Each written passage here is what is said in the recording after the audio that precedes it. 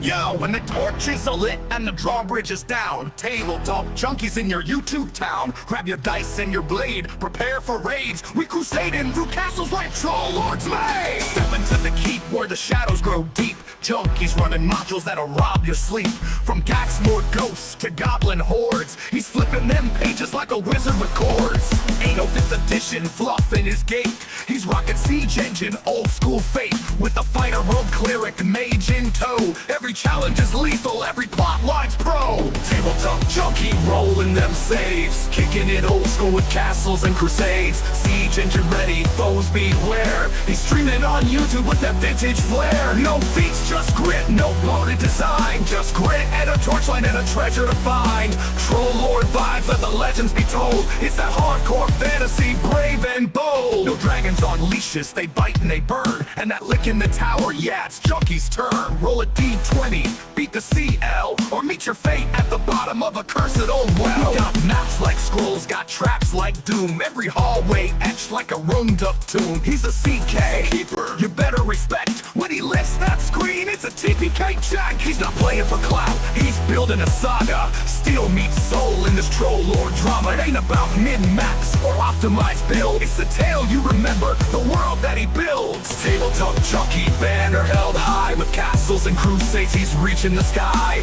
On YouTube he's conjuring fate, a medieval masterpiece, no room for hate. Subscribe, join the quest, hear the call. He's running it raw in the old school hall. Junkie don't bend and he don't fold. He's rolling them bones like the heroes of old.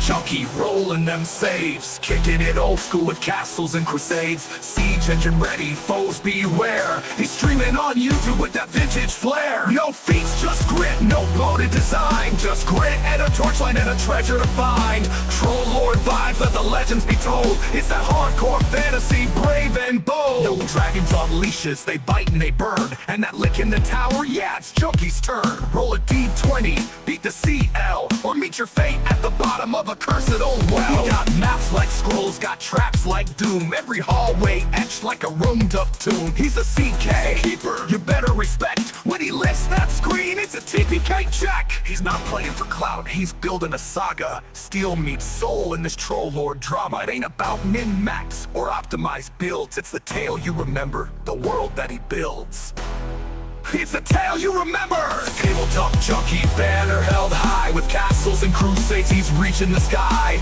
On YouTube he's conjuring fate, a medieval masterpiece, no room for hate. Subscribe, join the quest, hear the call. He's running it raw in the old school hall. Junkie don't bend and he don't fold. He's rolling them bones like the heroes of old.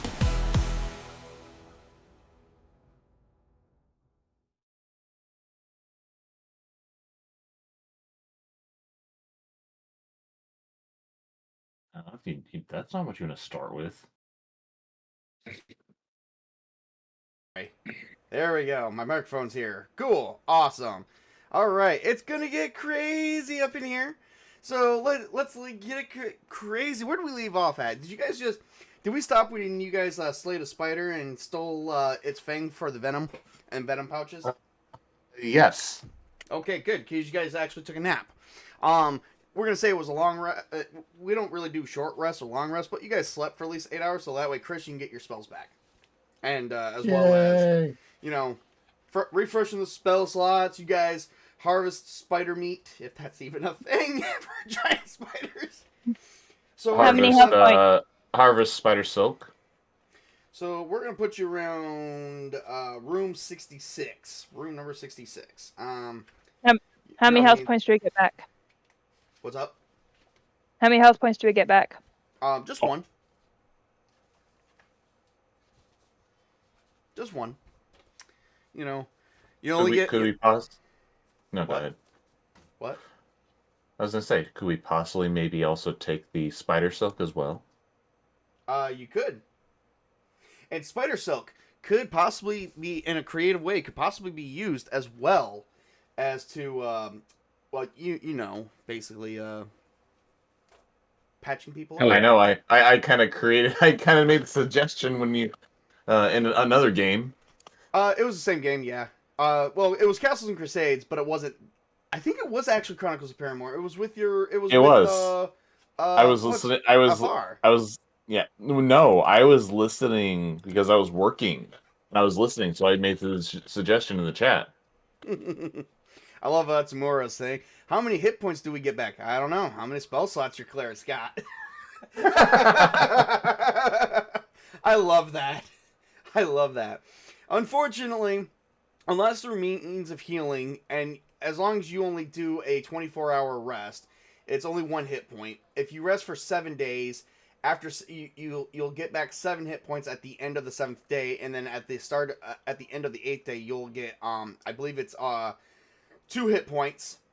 And then if you heal for another week, it goes up to it exponentially goes up to 4 hit points, and then 8 hit points the longer every 7 days that you build, or something like that. I think it goes from it could also go from 1 to 7. It's hard to say. So I don't quite remember because really we don't. You guys have actually done really good with this game. So, especially with this session... Ooh, I gotta move those over. Especially with this session, you guys have not really... You know, I have not even come close to almost killing you guys. I think the one time it kind of came close, you guys managed to win still. So, but then we also had freaking Cure Light Wounds potions and shit. So, there we go. Alright, so you guys are in a connecting corridor. Well, can I do... Real quick, can I go ahead and just cast Cure Light Wounds on Angela and Scorn? Well, that'll be 2 slots, and I believe that's a D8. So roll 2 D8 and tell me what each one gets. An 8 and a 1. I will give 8 to Scorn and 1 to Angela to Angel, as that she is literally all she needed was 3. So Scorn is a barbarian, and he's never been at full health this entire session. The moment he started taking damage, he's been completely damaged. All right, so what spell? That was a first level spell, so you probably used up 2 slots already. Yep. So, all right. So moving on from there, you guys find yourself in a connecting corridor that's 20 feet long and 10 feet wide, and that's about it. So you guys got like 3 doors. One goes back out into a hallway, and then one goes to the left and one goes right, if you're looking there. So one goes west and one goes east. The north goes back out to the hallway. The hallway, you guys pretty much explored every room in this hallway, came through a lot of the doors there. So there's only one way out, and that's once you go out, that'll be going back east once you're in the hallway. What's the rule of thumb? It's what? Always turn left or right? Always go west. And in that case, it's always left. Yeah, okay. Anyone else oppose the idea? Nope, let's go. No. Sounds good. All right. So, you enter in this room. This room is a large room with a pile of glittery gold and jewels. A huge red dragon in the room raises its head and belches a searing blast of flame at you. What do you do? I'm gonna hold up my shield. All Can I right. dodge? You could totally do that. Give me a dexterity roll. Could me casting shield do anything to stop the fire? Yes, it could. Okay, then I cast shield. All right.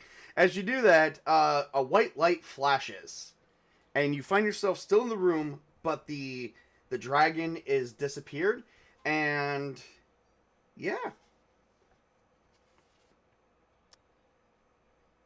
Well, why do I have a feeling that this was just a illusion to mess with us? If it is, it should have been. Velzareth, give me a wisdom roll. I mean, if it was an illusion, I should have had a resistance against it, because of my resistances. Give me a yeah, that'll 25. I'll just use that. That's a nat 20, by the way.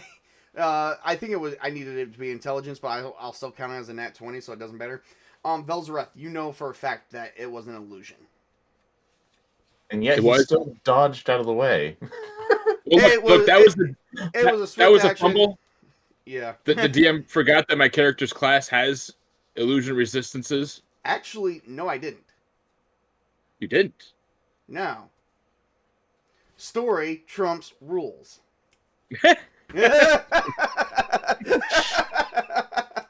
and nobody, and you guys didn't ask if it was an illusion. You didn't even know why there was a red dragon in a small ass room anyway. That's only literally I'll say is that like I was 10 by 20 I was wondering like, wait a minute, I thought dragons weren't that popular in this world, or went around in this world. What happened? Who the hell knows? Well, in this room, there's the door you came in. Then there's another door that goes like south. You know, it's like right next to the other door, and you don't know where it goes. But it looks like it goes back into a room. But you came from a room that only has one door going this way. So it looks like you got another connection to another part of the dungeon. Well, anyone have any suggestions, or should we just continue on? Um, There's nothing else in this room, by the way? No, just that one door. Okay. I mean, the door you came through, then the other door that you see. I would say Then go we bring forward. What's up? Go forward. All right. So you guys go to this other door. You open it, and you enter a room where the southern wall of this is it's basically the whole room is a 20 square foot that blazes red with light. Everyone needs to give me a Constitution roll. Is that a D20? Yep. 19. 11. 6. Wow. I think we all fucking failed. I'm done using this. I got it. Hey, I rolled a 19, Oh, okay. but I used the natural die. Oh, yeah. Okay, so you're the only one that succeeds. So every man in this group is frozen with searing, blinding light burning his eyes, except for Angel, who actually sees at the end of the room is a corridor that leads out. Is there a way to pull them towards the door? Yes, they just can't move because the light is so bright. They're even if they try to look in the opposite direction, it's just clouding their vision. Could I put my shield in front of them and tell them to grab onto me? Yes, you could. It And I will can not leave shield. them from It will what? not shield them from the light, as this is magical light. But it will. Help you see further because you're seeing right through it. Okay, then I'll do that. All right. So as you pull them towards the corridor, you come into a room with 2 rows of tables covered with equipment that stand in the center of the room. Dust covers the ancient glass beakers. The brass coils are tarnished with age. Cobwebs hang like lace between the cracked jars and on the shelves. The 2 alcoves are the east wall, and a woman's hat with a pink feather hangs on a peg between the alcoves. So there's 2 alcoves with the same name. I forgot what the name was. I think it's Alcini and Alsana. Oh, those statues? No, those are portals. Remember? Whenever you Oh, see alcoves yeah. with those, one means go to and one means comes from. Yeah. What do you do? I trust her because we can't see yet. Oh no, Do we, you guys. do we you have guys our are in the side back? room. Yeah, your vision came back. Okay. Okay. Well, I guess we continue onward. But Which one? Well, I mean, Well- isn't the go-to? Do we want to do the go-to one, or do we want to go to come back from? I am an elf, so you said I could read it. Yes. So you make the choice. Go to. All right. So as you guys all stand in the alcove, nothing happens. Well, this was awkward. He thinks there's something funny here.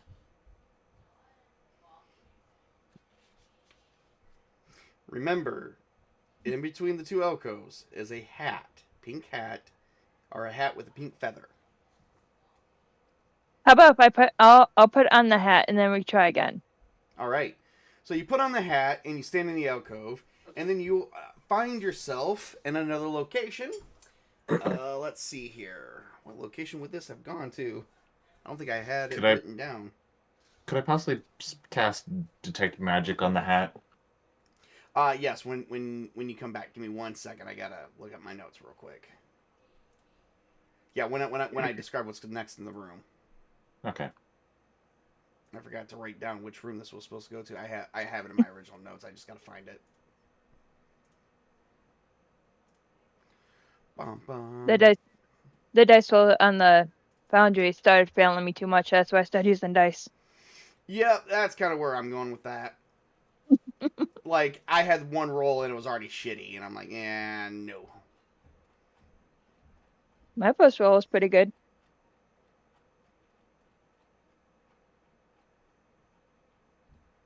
Yeah. Once again, my reasoning for not using it. All right, where's my notes? Oh, there it is. Okay, cool. Should put that in there. Gonna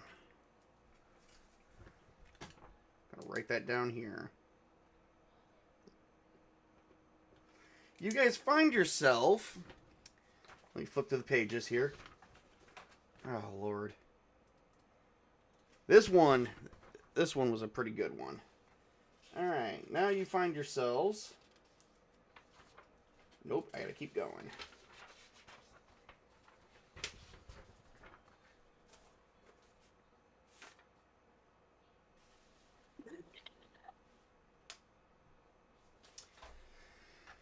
All right, so you find yourself in a room. The walls and floor of this room are covered with rare, expensive carpets. Pillows and cushions lie scattered around the room. In the center of the room is a large carpet with a phoenix embroidered on it. A large pile of pillows sits on the southwest corner of the room. An arch in the west wall leads to a 10-foot square alcove. Near the alcove, a 1-foot long lever projects from the wall. And in this room, you actually have a door leading north. And I need both Angel and Velzareth to, because you're also within range of something, I need you guys to give me a wisdom roll. And you get this as a passive check. Oh. Wow. 9. Tails, start using some... Wow. Is that... The result is 9? What's your wisdom? Yeah. Okay. 11. Add 6. So, 14. So 15. 15. All right. Angel, you actually know that on the south wall is a secret door. You notice that the wall can move. So you got a secret door to the south, and you got a door going to the north of the entrance of the dungeon. What do you do? I will talk to the guys and tell them about the secret door and ask them which one they want to go through. All right. You guys I can like that. secrets. Hey, so which door are we indicating here now? There's I'm walking towards the secret door already that she pointed out. I like secrets. Oh dear. Okay, Yes, so you also like spiders, and what happened last time? You gained confidence as a result. I guess we're going to the secret door. Well, okay, is there a way that I can possibly listen in and see if there's anything behind the secret door? Give me a wisdom roll. I'm gonna do physical die this time around. I got a... God, I'm trying to remember what... Rolled a 7 plus 5.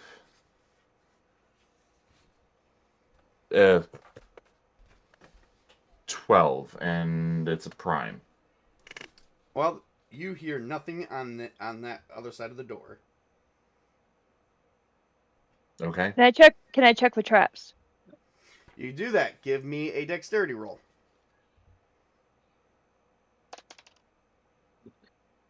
11 plus 7, so 18. There are no traps. No. So you Okay, I open guess the we slowly open the door. Yep, so you slowly open the door. This is a 20-foot square room. A semicircular platform stands against the walls opposite with a pair of steel double doors on the other side. The doors are closed. Another set of doors. Wonderful. It's just No. nothing but doors and doors and more doors. And alcoves that can teleport you places. No, we're not going to Mordor. One does not simply walk into Mordors. Nobody just simply walks into more doors.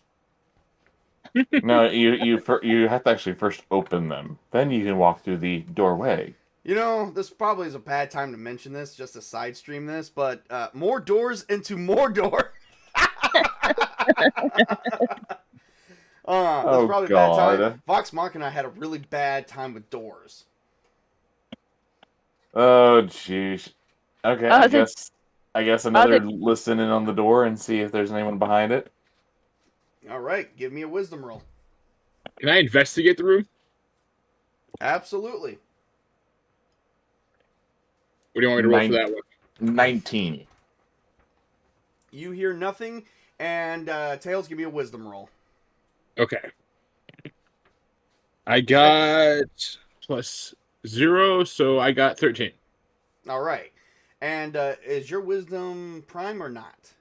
No. Okay. So you didn't find anything other than the alcove, and there's really nothing else to see here as far as you're concerned, because that's what you rolled to investigate the room. But it does seem like a magical room. You know, you wouldn't really know that, but, you know, you get where I'm going with this. Can I look? Can I check for hidden doors? Yes. Well, there's really no other hit. Well, go ahead and give me a wisdom roll. I'll give you a +2 for actively looking. I rolled an 8 plus 6. That's 14, so it makes 16. 16. Yep. There's no other secret doors other than the one you came through. Okay, so go through the metal doors. Yep. So as you guys go through the metal doors, this room is an octagon room, 40 feet across. Both the east and west walls have a pair of steel doors in them. Both pairs of doors are closed, except you're coming out of the west one. So they're not closed. A glowing silver arch, 20 feet wide, is set on the south wall. Some words in ancient script are carved above the arch. The entire room is lit by a bright golden light from the ceiling, 50 feet overhead. The ceiling is covered with decorative carvings. A large gem and a setting hangs from the end of a chain suspended from the center of the ceiling. A what is hanging from the chain in the center of the A ceiling? large gem. Abnormally large gem. I cast. there any- I was gonna say, Go ahead. I cast detect magic. Alright, as you cast Detect Magic, you can sense that magic is coming from that gem, specifically. Is it anything dark, or is it more pure, or like what kind of magic would you say it would? It's not like dark or light magic. It doesn't have an alignment, but it is magic. It is a magical item. Is the writing Elvish? The writing is it is an ancient, actually, you cannot tell. It is too old and worn. Could I possibly read it? You can try. Give me, again, it does say here it's just too old and worn. I know, but being what I am, could I possibly come across and study it at some point in time, or Maybe at some point in time, but that would take long.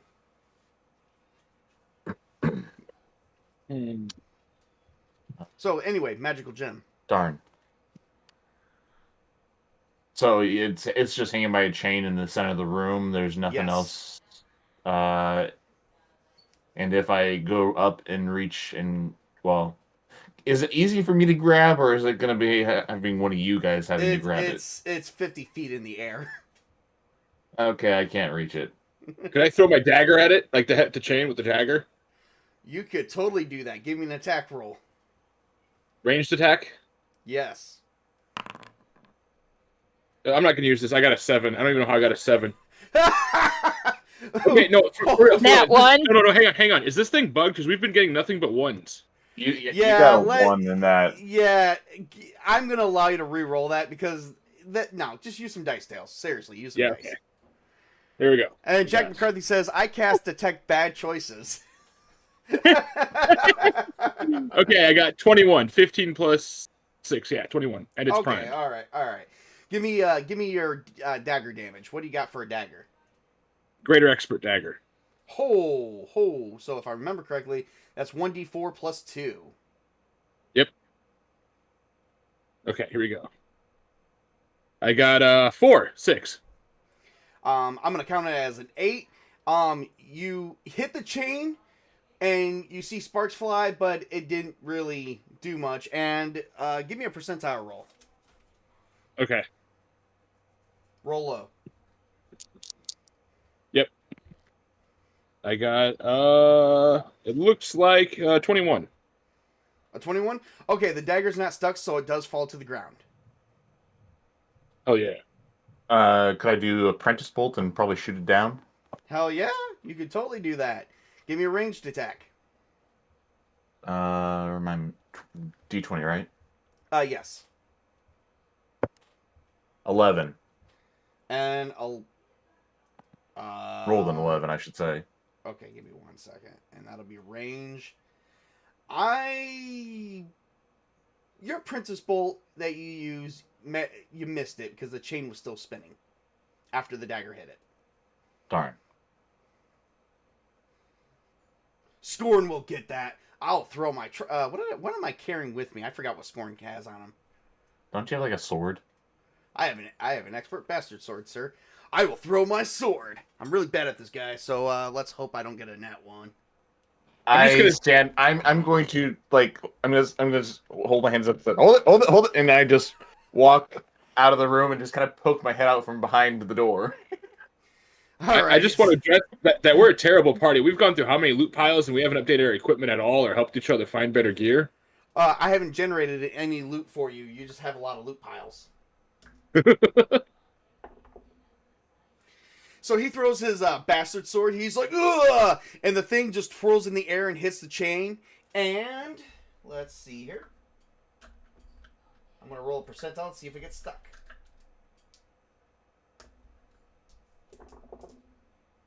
Oh, shit. I rolled a 52%. It's stuck. Well, shit. That was all I had.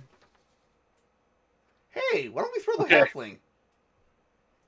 No. Yeah, you can go up there and get my sword. I'll catch you. No. Which Let's throw the halfling? Wait, are you in your halfling form already? Did you transform and didn't tell us? Not yet, but I just had to say that. Scorn's like, yeah, if we throw you and you can catch it, you could probably get the gem down too. It'd be awesome. Okay. I'd like If you dare come anywhere near me, I'm casting a whole person on you. Okay, I'm actually going to slowly walk towards Chris, staring at him with a big, like, dubious smile on my face, looking down on him. And then right when I get close to him, I'm going to snap my fingers, and minor dark whips are going to arrive on the ceiling, smacking the chain. The Fair chaos. Fair enough. And then just look at him and go, got ya. That's it, we're throwing him. And he's going to go and pick up Emerin. Yeah, Everyone's like, no, you're not, and just snaps his finger and casts whole person on. Scorn. Okay, all right. I see how this is. No. I was going to approach him like I was going to throw him, and then I snap my fingers, minor dark whips, and I just smile at him and go, got ya. Oh, jeez. All right, so if you're going to use the minor dark whips instead, I just wanted to throw the halfling. Okay. No, but it's I gotta okay. stop you. That did enough damage to the chain. It released the bastard sword and also released the gem. And the gem. Who's gonna catch it? Yeah. Well, the sword just falls to the ground. Anyone want to try and catch the gem? It's kind of big. It's not a normal sized gem, but you know it's really good. It's worth a lot. Like, I how got big it. are we saying? Are we I saying got it. that? Prime dirty Like- 20 on my decks. Oh wow. Okay. But- Like volleyball size.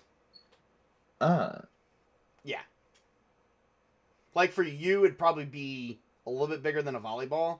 For the rest of us, it's like a volleyball. And since and Vel's Wrath catches the gem. It'd be about probably the size of a medicine ball for me. Or a cocaine ball. No, I'm just kidding.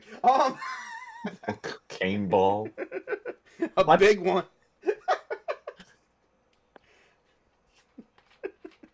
We're horrible. Yes, you are. Never divvy up treasure until you get back to town. Yes, that's right, Jack McCarthy. That's what I was trying to tell him. We will in a bit. Anyway, so, yep, you guys got this nice gem. What do you do with it? Well, I don't know. It's like we have it. Now what do we do? I don't know. I guess either someone has to carry it, in which case I say I'm not. Or we set it aside and we come back for it later. And I don't have detect magic, so I can't look into it further. So yeah. All right. I mean, Ooh, Yeah. actually, no, never mind. Wait, I already did detect magic on it. And it basically is just a magical item. never mind. That's thick. I won't do it. Will Alright. it fit in my book bag? It will not. Do you even have Yeah, room in a you- book bag? Let me see. You got a backpack and a large sack. Your backpack is full. Your large sack, it won't fit in the large sack necessarily. Oh, I guess it could. And So, yeah, it unfortunately, my bags are all with the donkey outside. So if By the it way, fits I need to name him. so if it will fit in my book in my backpack, then how about I just stick it in there? Yep. All right. We'll just put it in there. So go ahead and put the put this down. It's going to be called the Black Opal Eye. Why am I not excited to hear that? I don't know. Why are you never excited to hear new information in a dungeon? Because I'm not trusting of Table. Thank God you're not a cleric. You don't have much faith in the Lord. I am a cleric. It does sound slightly ominous. It is slightly ominous. I will say that. All right, so you guys do got a door to the east, and you guys got a clearing to the north that leads down a huge corridor. What do you do? I guess we go onward and in deeper into the darkness. Well, no, this is actually pretty bright in here. Like the room's well lit. Oh, well, still we go onward. Okay, so to the north you go, or to the east? We've been going north, so why not keep going north? Yeah, Well, I going, mean, we've been going up. My mind left. We've been taking West. lefts.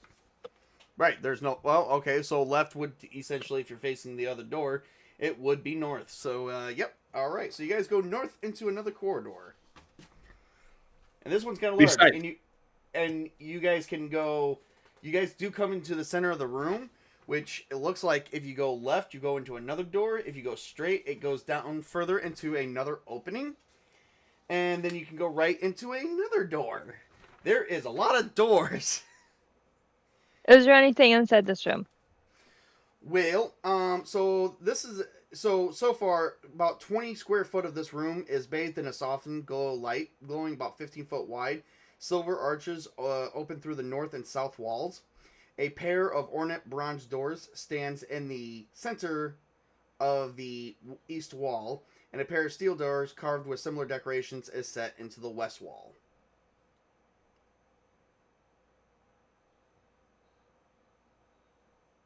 Okay. Maybe just continue north. All right. If there's really nothing inside this room. Well, there's a lot of stuff actually. It just looks like manuscripts and scrolls. Can I take a peek at them?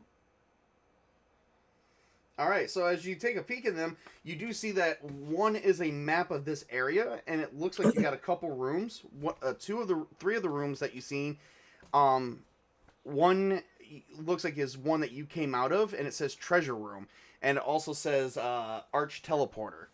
And then I believe it's Elsana is that one. Then you got another treasure room that's Alcini. And then you got this really big room, and it says one of two opal eyes. Well, my And friends, it looks like I it's only believe. it looks like it's only of this floor. Well, my and friends, map I is believe. Okay, well, I was gonna say. Well, my friends, I think what we just found back there was an opal eye. Would I happen any knowledge about what opal eyes are? Give me an intelligence roll. 19 plus Pure- 1, so a 20. Plus your level, so 20. That is it. Oh, is it really? Oh, cool. Okay, never mind. So 19. And it's prime. All right, fair enough. All right. So the opal eyes are said to be myths. The opal eyes are usually solidified fossils of black dragon eyes. Ah, wonderful. And remember, you guys have not encountered dragons because dragons in Paramoor are considered rare. We haven't, but someone has. That's another story for another time. So this looks like it could be. So this looks like it could be part of something more. Remember, dragons did exist, but there's also been no remains found, no evidence, but there are stories of them. So, I mean, as I read about the opal eye, like, this amazed look come across my face, and I turn around and I look back at Angel, and like, that's an opal eye. That's a dragon's eye. Dragon's fossilized eye. Well, yes.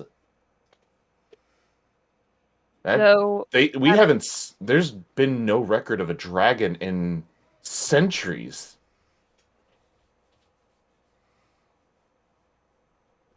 I'm That carrying is a rare item. Impressive. Very rare item. And according to this, there's Used- two used more. No, there's one more. Oh, I You thought have said one there's of two. two or Nope. Okay, one of two. I thought you said one of three. Sorry. Nope, one of two. I did forget to mention that this room, even though it has like maps, manuscripts, and stuff like what normal wizards would use, and books, there's also a few chests laying in this room just outside in the archways. Like it's like another octagon room, and like there's these little archways, and they got like little chests in them. Okay. I will go look in on the chest. So as you Same. open up, as you guys, are you guys all gonna open up a chest? I am you- going to continue kind of going through the the archives here and kind of find any more information that would be kind of interesting. So as you guys each open up a chest minus Emerin, 3 chests are open out of 4, and they are filled with gold pieces up the ass. Can I This- go open up the 4th one? More gold pieces. Can I cast Dispel Magic on my chest? Yes, you can. Okay. Nothing happens. Okay. The gold pieces are still there. Then I pocket the gold piece. You cannot pocket that much gold. That's I pocket some. You will be back for more. In fact, I'm going to take some and start stuffing them in Emerin's pockets and backpack. I don't think that's I gonna don't work have for him. He's gonna like fall right over. He's a fucking half. On top of that, I don't have a backpack. My backpack is on my mule. You've got pockets. You've got boots. Anything can be stuffed. Emerin is just gonna look at that package and like, what are you doing? I'm making use of your short stature. Stop that! And just Emerin starts shaking and like shaking his robes and just like dancing around and just trying to get the gold out of him. It's like, I'm not able to carry all that. Jeesh. Why do you think I have Angel carrying the opal eye?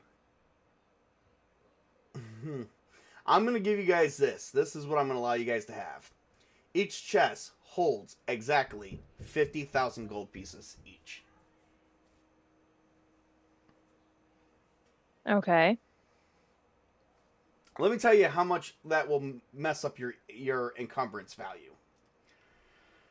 If each of you were to carry 50,000, your encumbrance would I couldn't even make it out of the room. I couldn't make it to you would be dead. It would increase your encumbrance value to 312. Darn. Nobody's moving. I'm not... Yeah. How about maybe we just come back for this if we need it? I vote for that option. Yeah. Did I find anything else in the archive room that we were just in? Anything else interesting? That you're still in? Nope. That is it. Okay, well then I just kind of roll up the map that I found and just kind of, well, I don't roll it up. I just kind of walk around with it and just kind of try and navigate. So a ton of gold. I might have to change that to platinum, because that'd at least be 5,000 platinum each, which would still equal out to the 50,000 gold. I mean, it could always be converted when we take it back, when we bring it back to the village. By the way, is this supposed to be a elvish temple? Supposed to be, but you guys didn't uncover all the lore yet. Do. An elvish temple with elven monks and elven guards, but for some reason you guys have found stuff of wizard like in this one. So yeah, A very curious besides, thing. You went through multiple teleporters. Who says you're still in the temple? I never said you were. I never said you left the temple. Oh boy. You haven't been keeping track where you've been going. North. Even when we go south, we're going north. I remember that much. Jack says, "Who needs lore when you have that much gold?"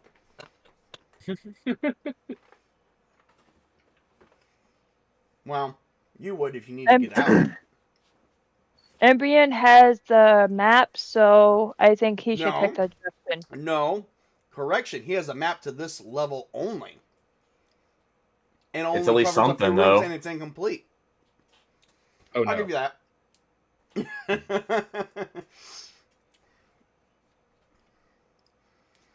Hey, Cleric, you want to start praying to that god of yours over there, or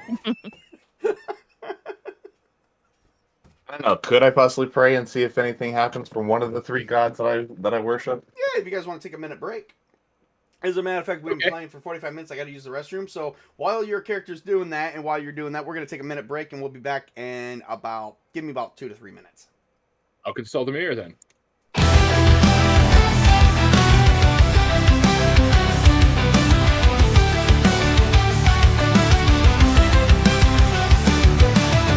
In the shadow of the keep, where the map is stained with flame, heroes gather round the table, every player knows their name.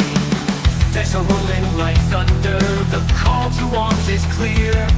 From dungeons deep to the war-stained streets, the summer's drawing near. This is the summer of siege, raise your banner high. With sword and spell, through myth and shell, we'll reach the storm-swept sky. From crusaders bold to gumshoes cold, let your story lead.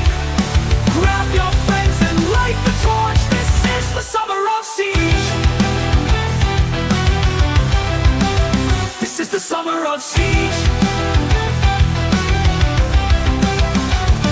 The smoky alleys of amazing streets, where danger plays its lie, and castles echo with battle drums neath the burning summer sky. The codex waits, the runes aglow beneath the haunted tree. Roll your fate, it's not too late to forge your legacy. Draw the map and tell the tale, let no dream be too far. Every inn, every tomb, every tale etched with scars. The siege is here, but not with fear. It's joy that stirs our fight. We game, we dream, we build the morning light. This is the summer of siege. Raise your banner high. With sword and spell through myth and shell, we'll reach the storm-swept sky. From crusaders bold to gumshoes cold, let your story lead. Grab your friends and heed the call. This is the summer of siege. This is the summer of siege. These smoky alleys of amazing streets where danger play. With danger plays through myth and shell, we'll reach the storm-swept sky. From crusaders bold to gumshoes cold, let your story lead. Grab your dice and heed the call. This is the summer of siege. This is the summer of siege.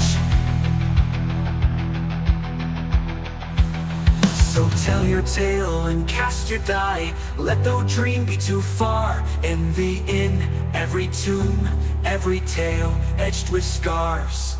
The siege is here, but not with fear. It's joy that stirs our fight. We game, we dream, we build a scene until the morning light. So tell your tale and cast your die. Let the embers glow. In this siege of stories, we rise as one. Together we grow.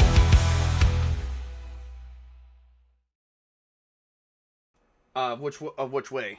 Like I already told you guys already opened up all the oh god, treasure stuff. So you pretty much got everything here. So like, are you consulting the map to try to see what's in there? Yeah. Okay, so with the map, it does say that the room in front of you, the adjacent room, that goes north, is actually another treasure hold. Okay. Mm-hmm. And it looks like it leads to a couple other rooms marked as portal rooms.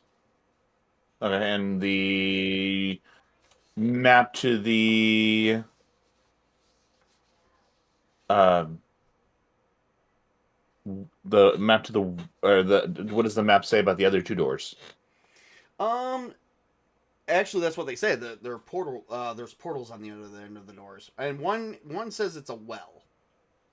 So the one to the east is a well, but it looks like it's a well that floats upward, not downward. And then to the west, it looks like a bunch of portal rooms. It's a room full of portals. There's a lot of magical stuff. I'd like to take a crack at looking at that well that floats upward. That's interesting. Okay, so you guys go. East then. So as you guys are going east, you open up the doors. As you're going down this hallway, 3 alcoves are cut into each side of this 10-foot wide hall. Several shadowy figures stand silently in each alcove. They're just statues. And then you actually make it to the end of the room. So you see a blue disc that comes to rest on top of an ornate carved pedestal in the center of a 30-foot diameter room. This room is identical to the room. Well, you don't know about this one. But the word Juan is carved on the east and west walls. Juan. Does it mean anything? Can we figure it out? Chris, give me a intelligence roll. Only you can do it because you're a wizard. Didn't we fucking hear this earlier in the temple too? I swear to God. Did we? Yes, I'm pretty sure we encountered WA and Juan because I was making folk jokes in my head about it. No, but it was Alcini and Alsana. No, I meant like a previous stream. Oh, I don't know. Oh, yeah, Juan is also the name of the first avatar from Avatar: The Last Airbender. Yeah. Yeah, we did talk about that earlier. Because we made a couple of jokes about it early in a previous stream. So Later, Jack. Thanks for coming in. So okay. Yeah, it had to do with something. God, my mind's now going blank on what it was. It was something to do with You know what? Oh, whatever. I'm rolling. If you're talking about going to and coming from, that's Alcini and Alsana. No, I'm trying to remember because you did mention Juan in a previous stream, and I'm trying to remember if it. In this dungeon, yeah. Yes. That's weird because this is the first time it's ever comes up in the dungeon. This is the very first room it comes up in. Because we made a joke about because Tails did make or we did make a couple jokes and allusions to Avatar 1. I don't know. You guys got me confused as hell. Well, I rolled a 8, so 13 prime. One means to ascend. And arcanic magic. That's it. Yes, that's it. That is it. We did talk about that in a previous stream. Oh, well, whatever. Here it goes. You rolled it. You know what it is. What do you do with this information? Does it mean? Is it talking about ascending of the water ascending? No, it means just to ascend. And this is just over. And this is just over. This is just carved into the doorway over, right? No, carved in the east and west wall.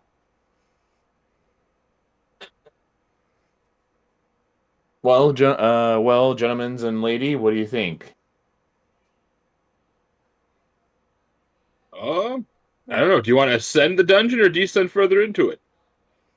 I think we need. Scoring is confused as he's lost in which direction we've been going in this entire time. We have been meandering a little bit. Does the map say anything about what's here? It does not actually. That's All where right, the well then. incomplete. That's where the incomplete part comes in at. Well, then, I don't know. Emmerin takes a look at one of the doorways, and he just walks through. Just goes through the one to the right. There, like you guys go back down the hallway. There's only one door in and out of this room that you went down to. Oh, I thought you said there was. Nope. People are... Can I look for hidden doors? You can look for hidden doors. Give me a wisdom roll. No, there's alcoves with statues in them. See, I rolled. See, I rolled a 9 hidden doors. I get a +6, so 15. There is no hidden doors in this room. Only this Can I pedestal take a- that looks like it goes up into a hole. Okay, well then, can I take a look at the statues? Do I recognize them at all You do not. from any studies or anything I've done? You do not. Okay, I guess. Could I climb up onto the pedestal and look up into the hole? You can. Okay, I do that. Anything I see? A huge hole with a light at the end of the tunnel. Wonderful. With the magic I word sure- wand, you can ascend up into the hole.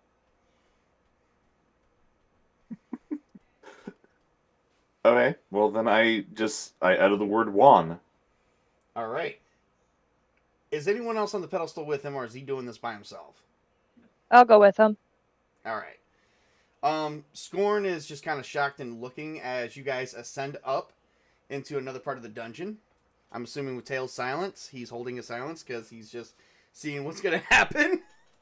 Yeah, I'm kind of sitting back and seeing what's going to happen, but I'm precariously staring by one of the other alcoves. He Alright, doesn't so- like the dark.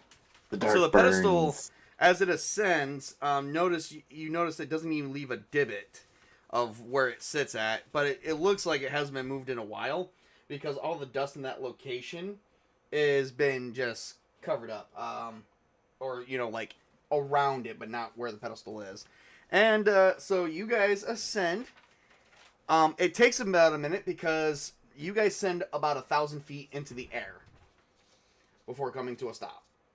Oh god. And so this room is a 30-foot room, circular room. Its dome ceiling is about 30 foot overhead. The entrance to this room is a pair of bronze doors in the west wall. A 10-foot diameter well drops, well, more than a 10-foot diameter. The hole is 10 foot in diameter, but basically you just ascend from a hole in the ground. Stone statues stand to the north, south, and east of the well. Soft moans whisper through the room. On the wall between the east and northern and southern statue is the word Poe. Oh, And that's about it. what does Poe mean? Means I'm Do I gonna guess recognize? means you Descend. recognize Juan and Poe, one to ascend and one to descend. And for Mrs. Tabletop to guess that, and for saying her character may know, I might give her I'm going to give you guys a creative modifier point for that. I had a feeling that it was probably descend because, after all, yeah, we did have one that Kind of makes ascended. fucking sense. It was common sense. Yeah. Hey, Izzo, Okay. So I guess. Describe the room again to me. Sorry, I kind of lost my Circular train of thought. room with 3 statues, northeast, and west. And then we also had a pair of bronze doors. Yep, to the south.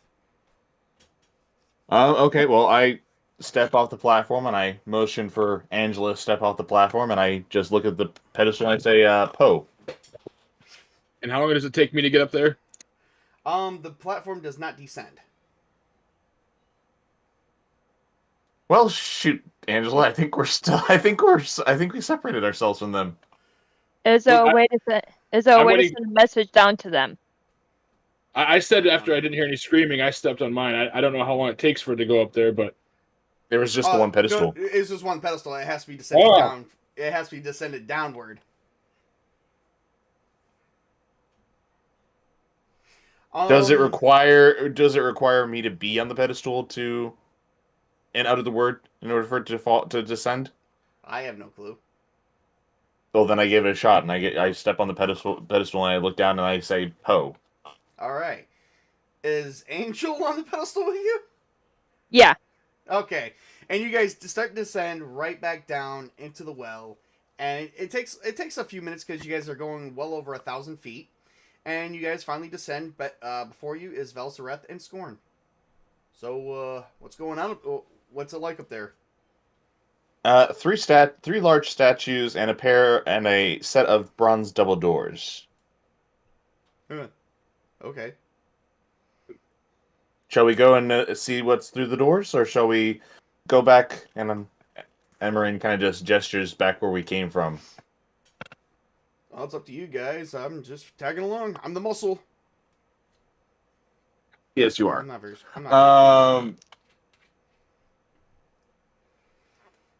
Emerin kind of looks over into the shadowy part of the room and to Velzareth.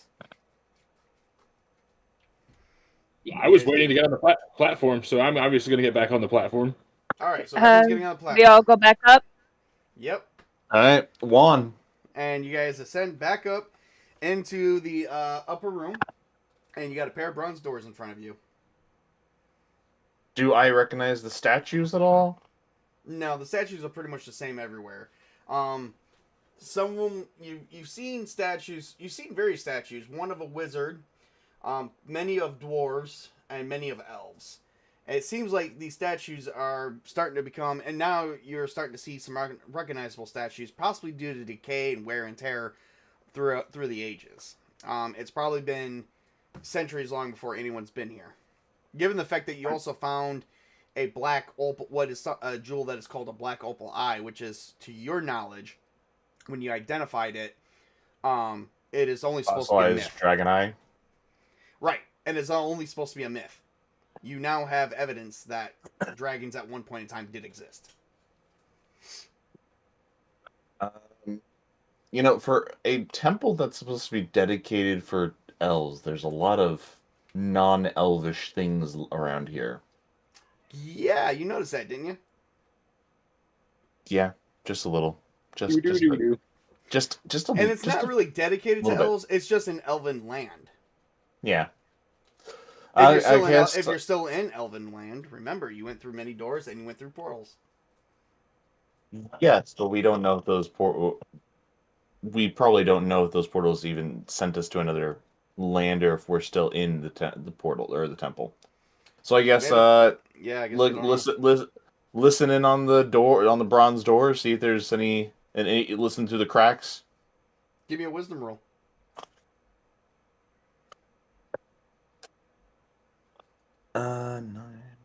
14 and prime. So, you hear nothing. Can I check for hidden doors? You can. Give me a wisdom roll. While she's doing that, I'm going to go ahead and just kind of push open one of the doors. So as you push I open got the door, 13. all right, you find no hidden door. So as you guys do push open the door, you start to realize that this hallway looks exactly the same as the hallway from the bottom.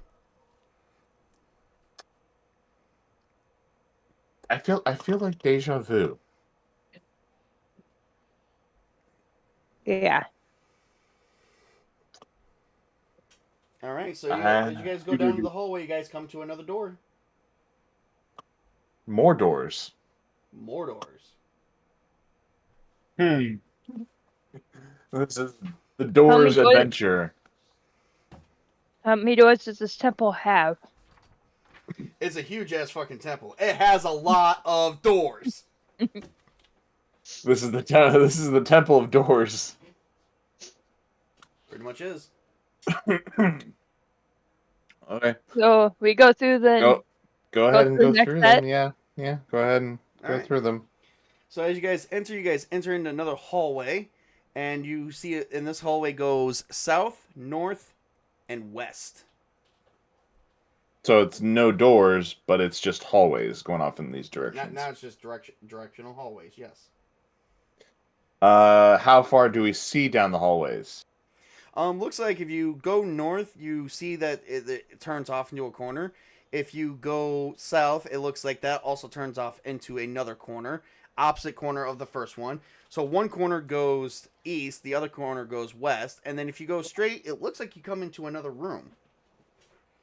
Another large octagonal room. I guess go check out the large octagonal room.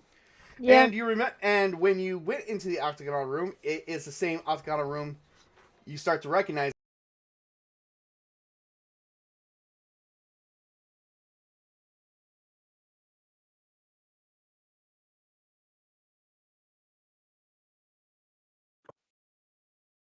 We just freaking walked in a circle.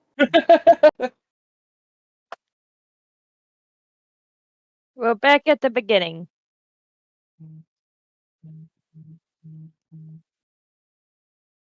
This is the room with the 3 sarcophagi, and the 2 of them are broken, right?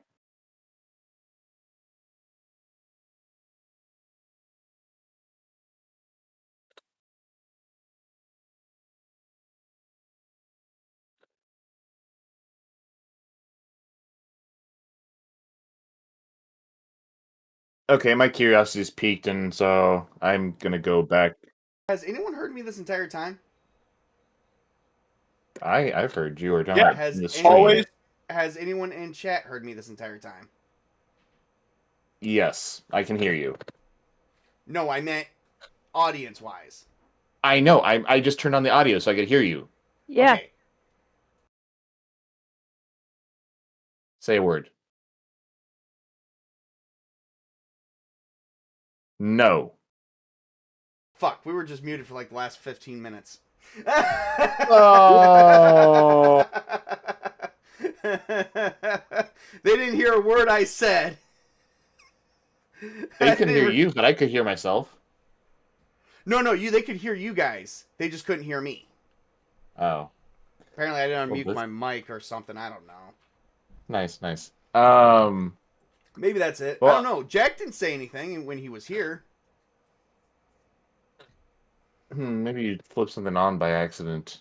Maybe I just flipped it off. Hell, I don't know. I guess, I don't know. I guess my curiosity is piqued, and I decide to go back to the 3 sarcophagi room. All right, just to catch everybody And up. kind If of- I was muted, all they did was they found a well that went upwards. They found out that it was connected to the previous floor that they were previous on, and they walked around in a giant circle. That's all that anyone missed, other than people fucking around. So, there we go. All right. If anyone's in chat, please let me know if you guys can hear me or not. It says I have a lot of concurrent viewers, but I don't know who's all watching it. Well, I am right now. Okay, so that's one. I have it up too.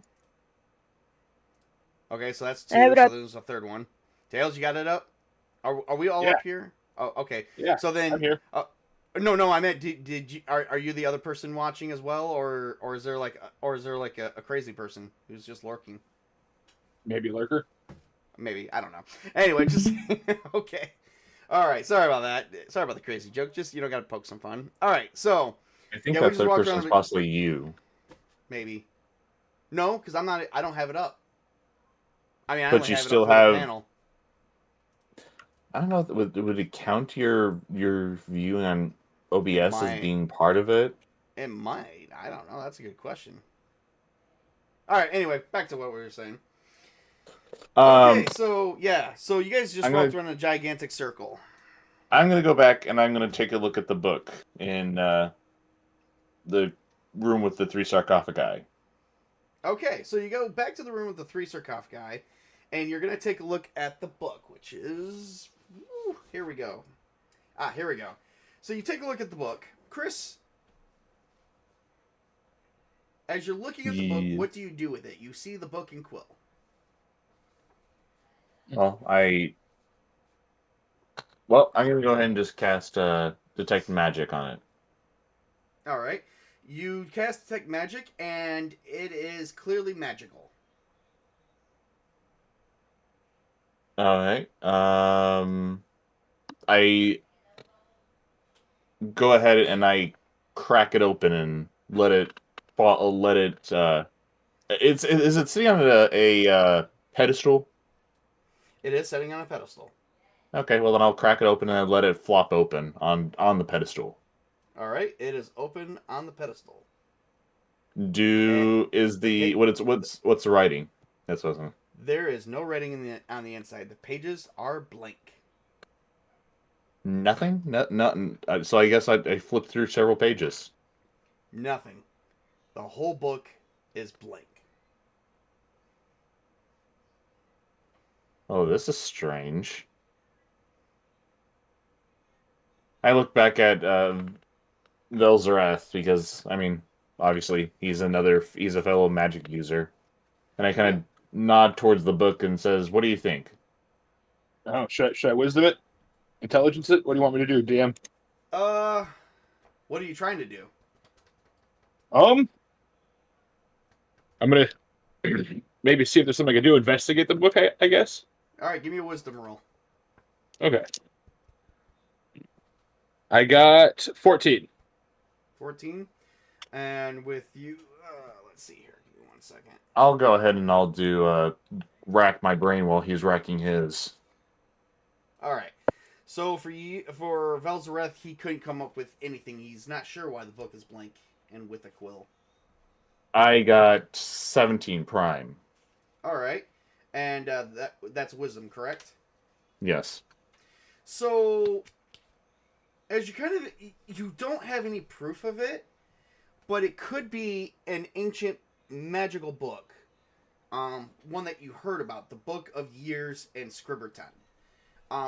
It is a magical book that only reveals its contents to a person of pure heart, which means you have to be lawful good. Can I try? You can try. Are you lawful good?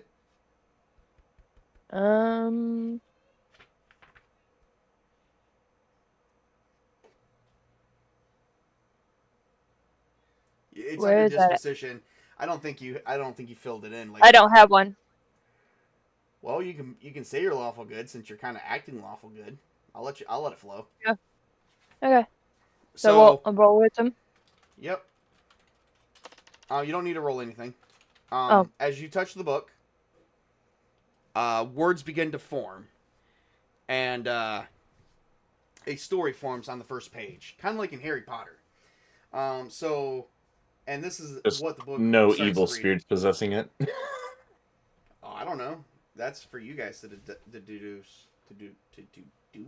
Deduct. I don't know. Give me. To deduce, yes. Yeah, okay. That's the word I'm looking for. Alright, so anyway. Alright, to go further, so here is what it says. Come, elves of the forests, the tale of the wizard's keep shall tell you a story. Long ago, the wizard held the black opal. The opal increased his magical power, but he kept the stone in an open place. 3 witches, wishing to heighten their power, rained flame and stone upon his tower. The wizard trapped each of the dragon's eye. Well, trapped each one in a dragon's eye. But without the opal, they did not die. The wizard raced to retrieve the stone. A granite mountain crushed him and his home. The spell near completion, the three witches waits in an eternal suspension until by some fate their souls are released upon innocence sweet. Then revenge they will reap upon all that they meet.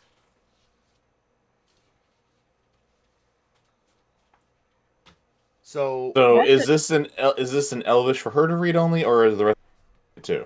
no, it's in common tongue. Amarin is just gonna stop after reading the last of it, and he's gonna slowly turn around back at the remaining intact sarcophagus. Okay. 3 witches and 3 statues? Are you noticing a pattern? Well, I mean, 3 is pretty is a normal triumvirate kind of number. I mean, Chris, it's give me nothing an like intelligence 7. It's nothing like 7, which is very much a perfect number. Chris, give me an intelligence roll. 23. You think, but you have no proof that this is the tale of Elias, a wizard who challenged a wizard who was said to have lived and challenged a black dragon. Would this keep be his too? It would have been his place. Long, But the tale, but the but tale here's says the that thing. it was But here's the thing. it was destroyed by a cave-in or something like that, or Yes. the mountain fell on top of it. Yes. It also said that Elias challenged a black dragon, of which you've never seen the remains of. So as far as anyone's concerned, Elias was either a fraud or he was also a myth. You are standing. Or we in have the opal. hall- You have the opal to prove otherwise, and you have the place you're standing in to prove to all wizards that he did live, and he was real, and not a fraud. I kind of get like this amazed smile on my face, and I just kind of take another glance around and just, wow. And then I look like this, and then I look again at the sarcophagus, and I just kind of have this uneasy feeling and just frown at it. It's just like, and these 3 There is one have sarcophagi, tainted them. and one sarcophagi is still not released yet. What does release mean? Well, you remember in the previous session, I told you had 3 sarcophagi, 2 of which had seals that were broken that kept them closed, and 1 has seals that are unbroken, that is remaining closed. Yes, I remember that, but I'm just saying it's like, You don't know if the seals are magical, but if what you're reading from the book, and now you also know for a fact that this is the Book of Scribberton, the Book of Years in Scribberton, which means the book and Quill, they're both magical. They can tell you about history of this entire place, plus wherever the book has been throughout the world. You have found a lot of ancient artifacts here. You have proven with the one black opal eye that it is a fossilized eye of dragon, or at least so said the myths. So for you, you're probably thinking the seal's magical to make sure that the witch doesn't leave, because the witches did not die.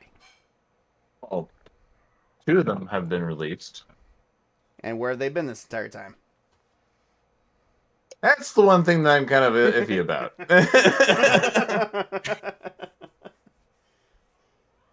They're Remember, somewhere within this. You're following a cleric named Rob who has 3 elven maidens. Oh no! Their bodies are written and gone, but their souls never died. The 3 elven maidens.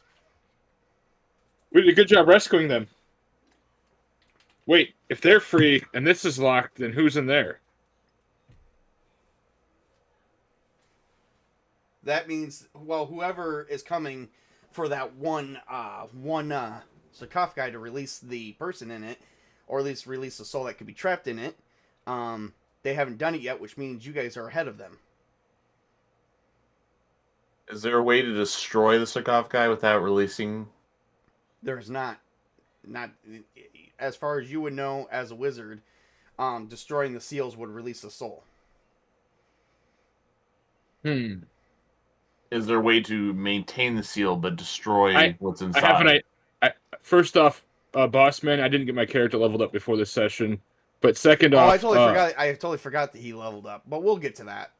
Second off, may I use my last charge of Dispel Magic to hopefully discharge the magic within the opal eye, thus rendering it inert and useless? I see what you're doing. Okay. You could totally do that. Okay. Does it work? That's the question. That is the question. Give me one That is second. the question. Because these magical I'll be items right back. that you're about to render everything here inert, which means you're about to make everything normal again. Well, I'm hoping Including the seal. just for the gem. I'm hoping to do just the gem. The opal eye. Oh no! itself. There's a range to your magic. Unfortunately, it might be everything in this room. Well, Let's find out.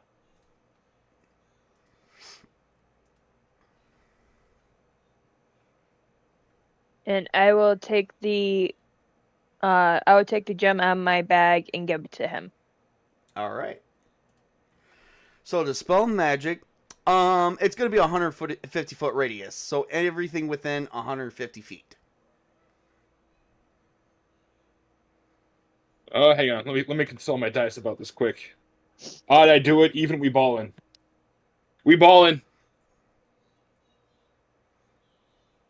Hold it. Before you cast it, Emran stops you before you cast it, and he just simply says, "Before we do anything, if you want to dispel the magic that's in this, let's put some space between us and that." And he points to the sarcophagus.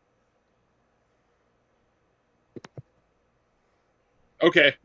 So, And Emran also grabs the book, and he looks to No, hang on. I got an idea. I'm going to step to the podium. And now a halfling is on the podium. And I'm going to say Poe on the pedestal. You're going to go. Well, then we would have to go back. Yeah. Yeah. Yes, Let's see. Okay. Emran looks to Angel, and he says, "Protect that book because I'm going to need you to help me write what's inside that, and I need to present this to fellow wizards when I can come across them." Well, I'm leaving them. So you're gonna step on the podium with the Yep. black opal eye. You're gonna do what now? I say Poe All right. to hopefully And then descend. yep, you're descending. You take a few minutes and then you finally descend all the way down And to the then- bottom. I'm using Dispel Magic at the bottom. All right, and you used dispel magic. Unfortunately, it also rendered the podium completely unmagical, and you start feeling a tremor in the room you're currently in. That was a risk I was willing to take. However, did I end up- the black opal eye disappeared.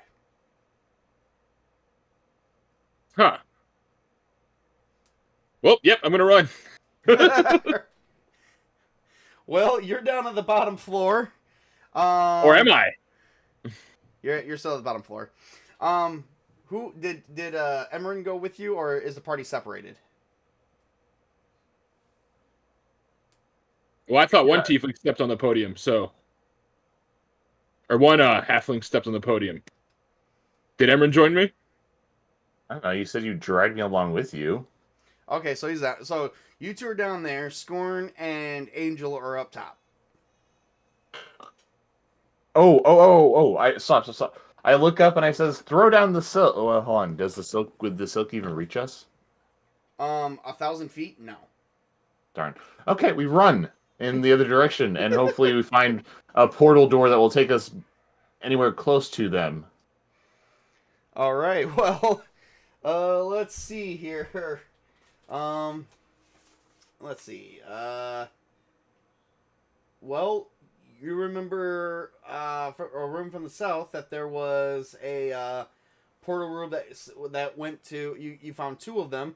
One is come from and one is go to. Which one do you go to? Go to. Wait, I was come gonna from, say- right? I was gonna say come from, yeah. All Yeah, right, come give me from. one. Yep, give me 1 second. 1, 1, 1, 1, 1, 1. 1 means go, man. Come on. Shut up.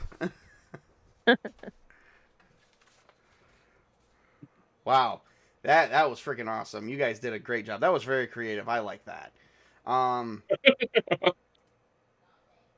we get to deal with consequences.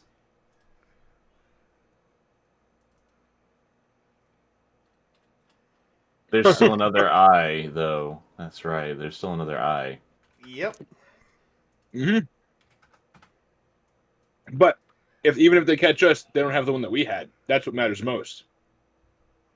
We Yep, still that have one to just find the other disappeared. eye. Right. All right.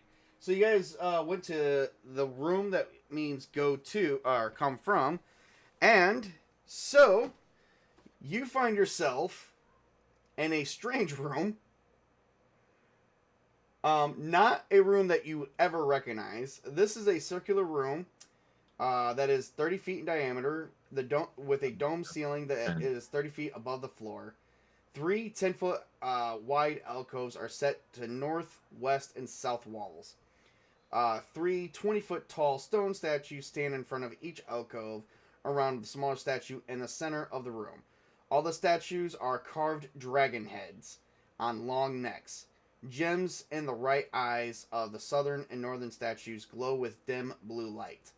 The gem in the right eye of the western statue glows with a pulsing bright red. The impression of a hand is carved in the neck of each large dragon, within reach of normal humans. The neck of the smaller center statue is hollowed out to the form of a niche. Within this niche sits an iron throne. A black stone is set in the smaller statue's left eye socket. The right eye socket is empty. What do you do? Didn't you say there was a third dragon, or was I just missed? There's 3 dragons. Each got blue. Each eyes. Some eyes are empty. They're radiating blue. Some eyes have gems that are radiating red, and the one in the center has one eye that has a black gem in the center. Detect magic. You detect magic. Aren't you running out of those by now? No, I still have some left over. Oh shit, that's a lot. All right, so you are detecting the same level of magic that the I previous have opal eye had. 9 0-level spells, so Oh, okay, whatever. I'm just keeping track. All right, so but remember, those are separated by Arcana and Claire. Yeah, whatever. Anyway, you detect magic, and you see that it's the same level of magic as the previous opal eye. I think we found the other eye. Plus, also, out of character, we already settled this. You said you didn't care about mixing those together. I don't think that's really discussing right now with the black opal eye in front of you. That's what I said. Out of character. Anyways, In character, I don't think it's still a thing we should be discussing with the black opal eye in front of you. yeah. I think we found our other eye. Do you have another? Besides that eye, is there anything else in this room that's a threat to us, or that is magical that I possibly feel? Well, you do feel magic coming from behind you. I turn around and I look behind us. And you The portal? Actually, you see a man dressed in some very dark-looking robes with 3 elven maidens. One of them is in chains. I kneel and go, my lord. You traitor son of a bitch! Wait, I'm not there. Emerin just looks over, and is like, "What the hell?" While I'm doing that, I would like to expend one of my influence casts to just mentally disarm him while I'm doing that. Is there a way for me and you to go down the portal to catch up to him? There is not. You would have to somehow find a way to navigate through it all, and Yep. hope that the door, that one of the doors sends you, or one of the portals sends you does. So Scorn and Angel's just sitting up top going, I hope they're okay. I would like to know when my next turn for dialogue is while I'm kneeling and casting this influence, because there was something else I'd like to say. It'll be right now, so go right ahead. Okay. Because we're so far, you guys separated the party so far fucking bad, it's horrible right now. Okay, so as I'm kneeling before him, I throw my hand over at the halfling and I'm like, as you can see, I've brought a clerical offering to this ritual, and I gave them falsified hope that they would stop you in your tracks by destroying one of the eyes. Thus, we still have the other ones for the ritual. And I point to the other dragon heads in the room. And resume kneeling with my head bowed to him. Give me a charisma roll. Okay. Meanwhile, Emeren's gonna pull out his little dagger, which is basically kind of a sword for him. And his robes are exactly these exact colors. I got 19 minus 1, 18. And it's not primed. It is not primed. Okay. Yeah, the guy...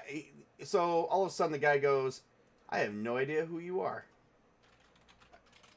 No as to why that this halfling is anywhere important for me. That's why it's called a worshipper, sir. Yeah, he doesn't believe you. Nice fucking try. Now, you ain't going to do that. So, these are the colors you see his robes in. His colors are... His main color is orange, with a secondary color red, and some of his, like, inner parts is gray. And he withdraws a great sword, and the sword lights up in flame. So he's a cloaked figure. No, he's a cleric, but he's a cleric of Gore, the god of war. Huh. Well, the two elven maidens grab the one in chains and step off to the side. Get him! Get him, Rob! So that way we can release our dear sister, and we will take this land to war, as well as all the other lands, and for everything that they've done to us.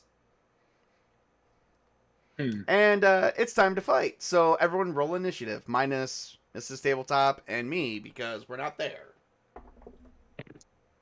And I have no idea how to get to them. Do I add anything to it because I rolled a 15? Just dexterity. 17. Yeah, we don't even know where they're at. Like, they're in a different room that we've never explored yet. Alright. And what does Chris get?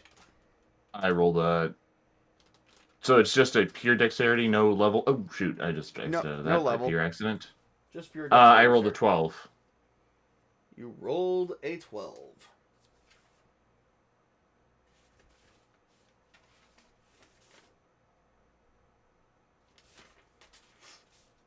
All right. So it's going to go Velzareth, Emeren, and then Rob. All right. So what do you guys do?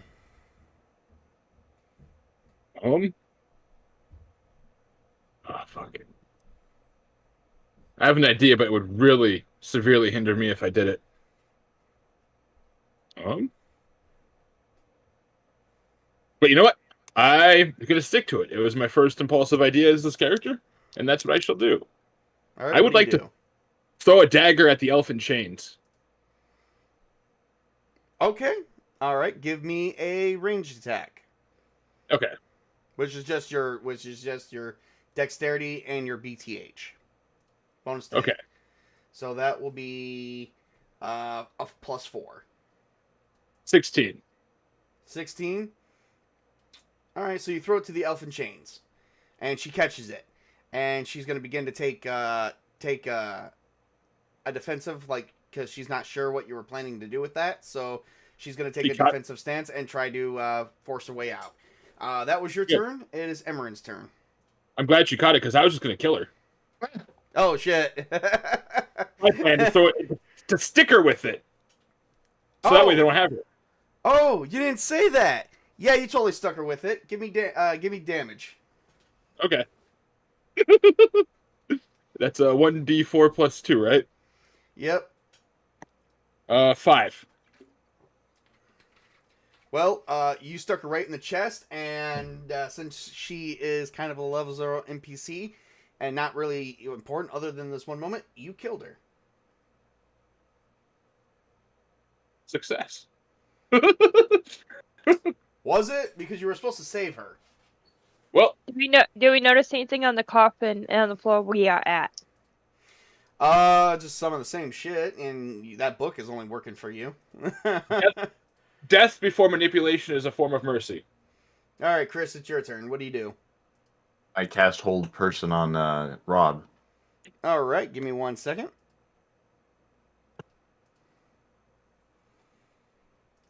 Because we got to see what that's going to require for him, because he is magical. He, too, can do magic.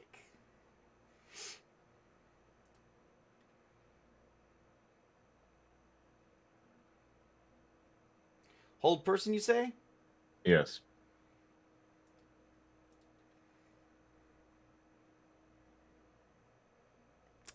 I get a wisdom check, and then you have to roll. If I fail the wisdom check, you have to roll spell resistance. So I get the wisdom check first. All right, awesome sauce. Here we go. Ooh, I might have failed that. I totally did. All right, give me spell resistance, sir. Go ahead and give me a d20 roll. You have to just roll 10 or better. You don't add nothing to it. Ah, goddamn. Nope, 6. You got a 6. Your spell somehow fizzles, and you don't know why. It just like died right out. All right, so he is going to just attack Velzareth. He's pissed at Velzareth, I bet. 22 for AC to hit. That hits. I only have 15. All right, give me 1 second. Could I sacrifice my next move and throw up a shield for him? You could totally do that. Go ahead and, well, let's see. For that, it would only raise his AC, I think, to a certain amount. So it may not. Do you want to try it? It would. Because I hit for a 22. Never mind then. All right. So he is going to take 7. Not yet. Not yet. I don't have it fully here yet. All right. So you take 8 points of regular damage, and then you are placed on fire for 1 additional point. So 9 points of damage. And you have a major burn. All right. It is, of course, Velzareth's turn. Well, then I'm just gonna use chaos, whatever the f you call it in your book. The dark tentacle thing? Oh, the 2 witches, yeah. The 2 other elf ladies. Okay. I think we called it, what do we call that? Minor dark chaos? Something like that, yeah.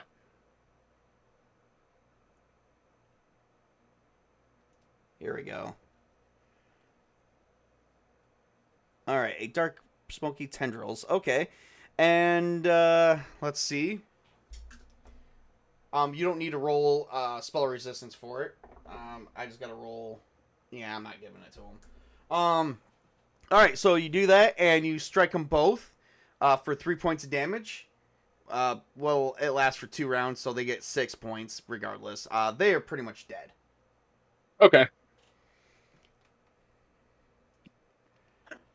Boy, Wasn't we supposed to save those girls? we were supposed to, but that's not how that happened. Until they started talking some mad shit about their sister, nuh-uh. All Dismantling the ritual is fundamentally dismantling his progress. Boy, we're evil people. All right, Emmerin, it's your turn. Don't lump them in with me. Emmerin, it's Oh, your I turn. mean, Emmerin is slightly appalled at what's going on here. There's a lot of evil in this room, and all Yes. the good characters are out. Are pretty much going. When are they going to come back? 'Cause they Hey, don't know where to go. Emmerin is neutral good, and he's just flabbergasted as to all the evil that's going on in this room. So All right, so that's probably That's probably why my spell didn't work, because of the evil in the room. That's why you read the backstory. All right, Chris, it's your turn. What do you do?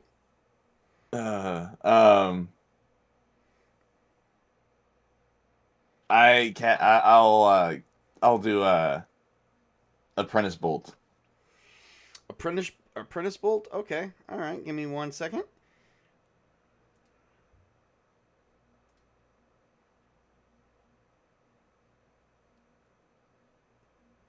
You're gonna hate me for this, so just hate me for it.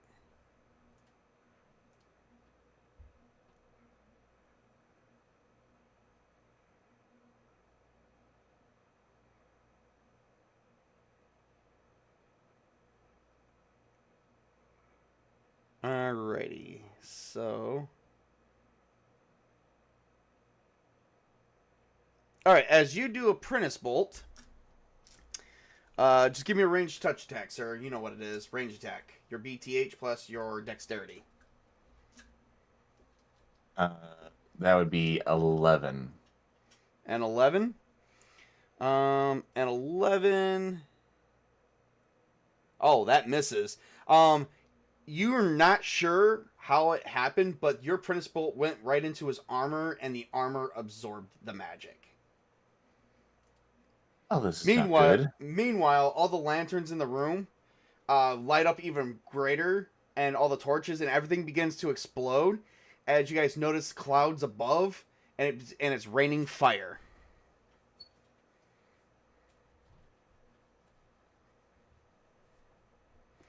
And Wonderful. you guys are gonna take the following damage. It's only a D8.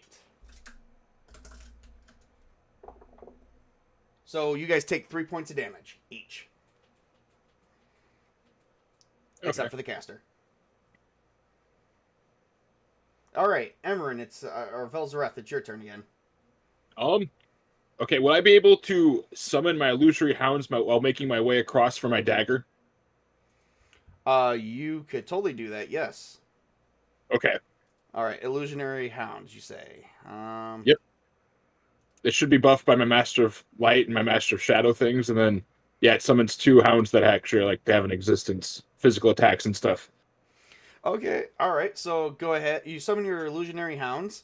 I can actually dispel them with just my intelligence. And if not, they can attack as long as the attack will hit as long as you hit my spell resistance. Real quick, let me see if I can see right through your shit. It's not prime, so probably not. Yeah, no. So those hounds are I'm gonna feel everything on those hounds. All right, go ahead and give me 2d20 roll, and you just gotta get a 10 or better. Okay. So, do I buff them with any stats, my wisdom, intelligence, or anything, or? Mm-mm. Okay. Nope, just give me it's just a straight roll. 14 and 9. All right, one of them hits. So, how many hounds did you send out? Is it just 1 or 2? I believe it summons 2 pair of illusory hounds. It says a pack of illusionary hounds. They okay. appear in every way to be large war dogs with an AC of 12, dealing 1d4 points advantage to any who fail an intelligence save. If an illusionary hound is struck in combat, it falls bleeding and apparently dead until all are defeated, at which point the pack vanishes. So I'm gonna say we're gonna keep it real. We are gonna say it's gonna be 5. So give me 3 more rolls. Okay. 11, 12, 9. Okay, so it's gonna take roll 3d4. Okay. 1, 3, 3. All right, so he takes 7 points of damage. So he's taking some damage and blood is flying, but it's not really a lot. So all right, it's Emran's turn. Yeah, I'm gonna try hold person again. All right, you're gonna try hold person again. All right. Corn syrup, dog, like you used to make the pigs die in the movies. I don't think there's a thing called movies in my universe. Did movies become a thing? That's the artificer. There are no artificers. They don't exist yet. That's why they're called artificials. I think we are getting our games mixed up, but okay. Probably. Okay, so hold person. All right, wisdom negates, and all right, so I get a wisdom roll, I will make it this time. and I succeeded. So, what's your level? 5? Yep. Yep, I succeeded. So, unfortunately, your hold person, I was able to dispel your hold person spell just by swiping my sword at it. All right, making it his turn. Let's see here. Oh yeah, here we go. He clearly notices. Well, no, the only person he would notice within range would be Emerin, so he's just gonna attack Emerin outright. No spell casting. Emerin. Oh shit. Does a 15 hit you? I don't have a chance to dodge. No. Yeah, I'm it does. easy. Okay. All right, give me 1 second. So the sword lights up with fire. You're taking 5. Oh, Could 6 I points of damage. possibly? I was gonna say. I was also gonna say, could I possibly throw up a shield real quick? Your shield would negate that if you want to throw that up as your action. defend. It would. It would. It would be a 16. Okay, yep. I'll let you throw up the shield, but we'll skip your next turn. And he totally whacks your shield and does not do any damage to you. So you can, unless you took previous damage, you can move it back to whatever it was at. So you did take 3 from the fire, though. Oh, speaking of which, Yes. that fire is still going on. Totally forgot about that fire. I wonder how long that was going to go on for.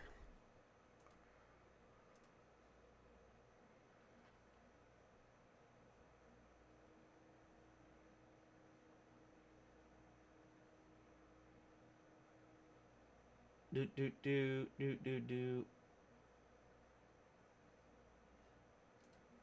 Now, is any of the noise I'm making echoing to us? It is not.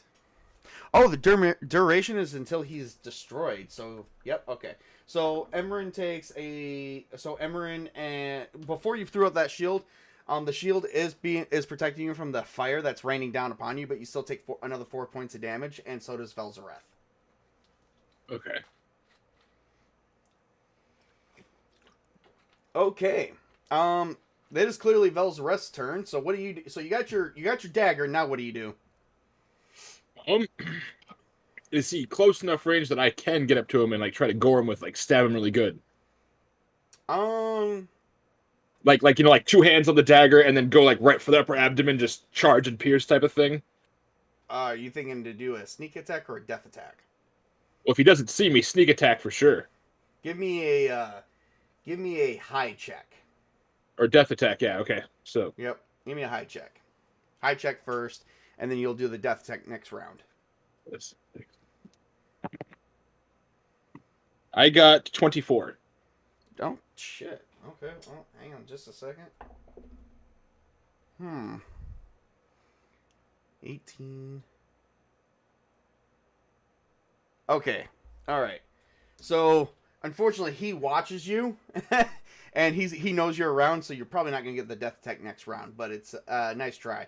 We're going to skip Emerin, and it's going to be... He's going to try and attack Emerin again, who's currently got a shield up. That shield does last... How long does it last, Chris? Yeah, 1 minute per every level, so 5 minutes. Okay. All right. So I bust right through your shield for a 26. Does that work? Yep. All right. You're going to take 12 points of damage.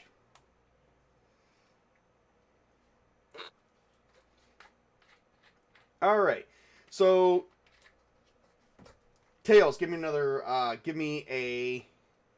All right, so you're not going to be able to get the death attack, but I am going to allow you to do... I believe you have a sneak attack ability. I did notice that you went into hiding. Let me see. I don't know. Like, trying to attack Chris, I think I'm distracted and I would automatically fail. So I will allow you to do a sneak attack, which will allow you to do which will enhance your ability by +4 to damage and +2 to hit. So go ahead and see if you hit with your dagger. Okay. And you're gonna roll a d20, and you're gonna actually add +4 to it as well. Okay. D20 plus 4. Mm-hmm. 24. Oh, that does hit. Give me damage. Okay, and that's plus 2. No, that's +4. Okay, so 1d4 So plus 4. it's gonna be 1d4 plus 6 because you get a plus Okay. 2 for the greater expert, and then you get a +4 as the bonus because he was distracted. Okay, 4. 4, 8, so 8 points of damage. And like I said, imagine I just have one hand on the dagger, the other on the palm, and I kind of do that thing where you run up and you just go up into the rib cage, just to the side. Yeah, he's like feeling it. He's like feeling it. He knows you're there, and he's really pissed off. It's currently it's Emmeren's turn again. I might be in pain, but a sick smile creeps across my face as this happens. Emeren will fire off magic missiles. Ooh, I like that one. Only just because you're gonna get a lot of them. You're 5th level, right? Yep. All right. Let's see. What is a 5th level magic missile? Okay. For every 2 levels experienced beyond first, the caster gains an additional missile. The caster has 2 at 3rd level and has 3 at 5th level. All right. So the only thing you get to do. All right. So roll 3d20s. And you just got to get a 10 on each 20. That's it. No, you add nothing to it. 20s. Yep. 3d20s. I have 15, 7, and 4. All right. So 2 hit. 1 just veers off, kind of like in a firework, and just does whatever, like a mosquito bite. The other 2 hits, so give me 1d4 plus 1 for each one. So you're going to do 2d4 plus 2 in damage. 2d4. Yep, 2d4 plus 2. 4, 2, and you said Plus 2.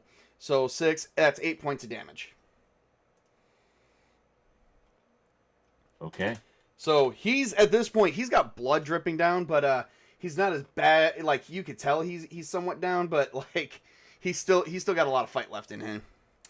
Okay, I'm going to try that. Oh, and the fire's still going. So you guys take an additional 1 point of damage.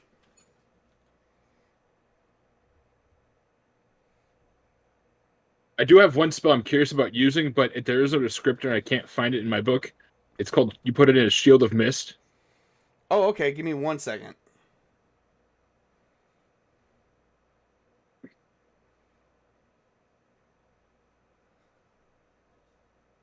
All right.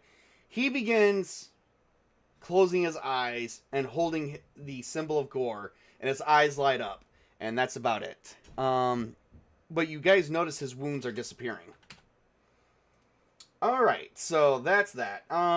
Going back to Velzareth, so Shield of Mist. Yes.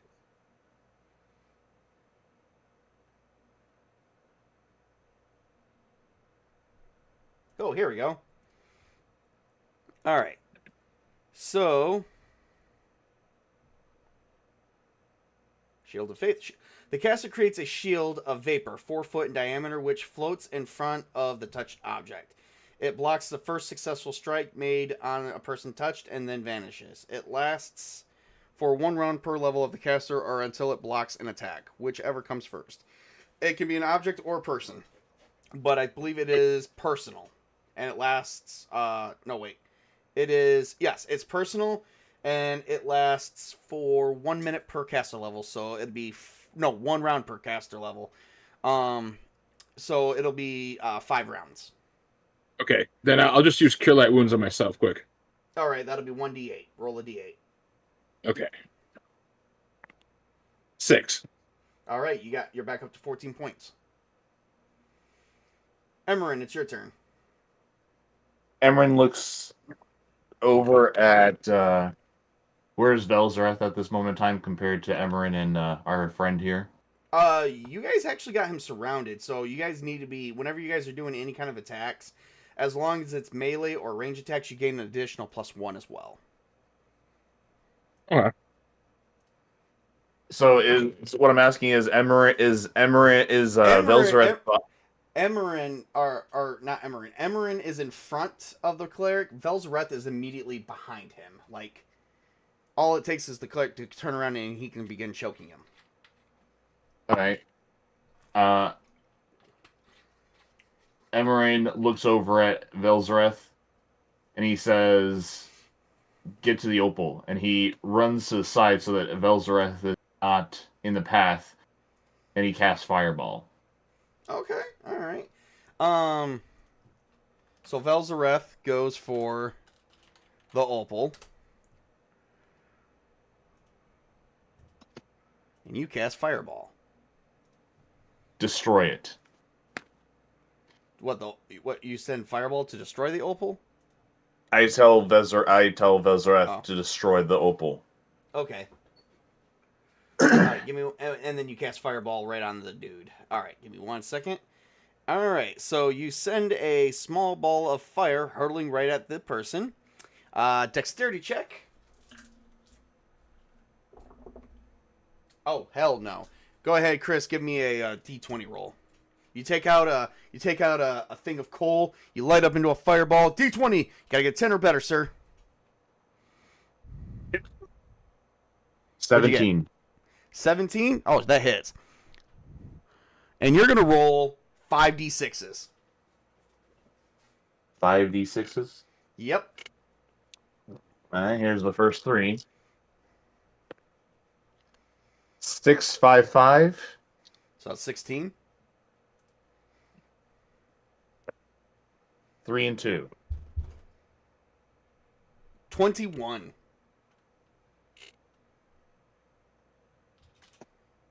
He is severely hurt and basically caught on fire. Oh, by the way,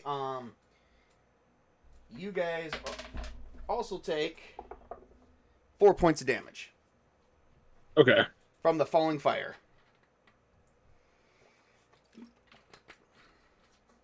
All right.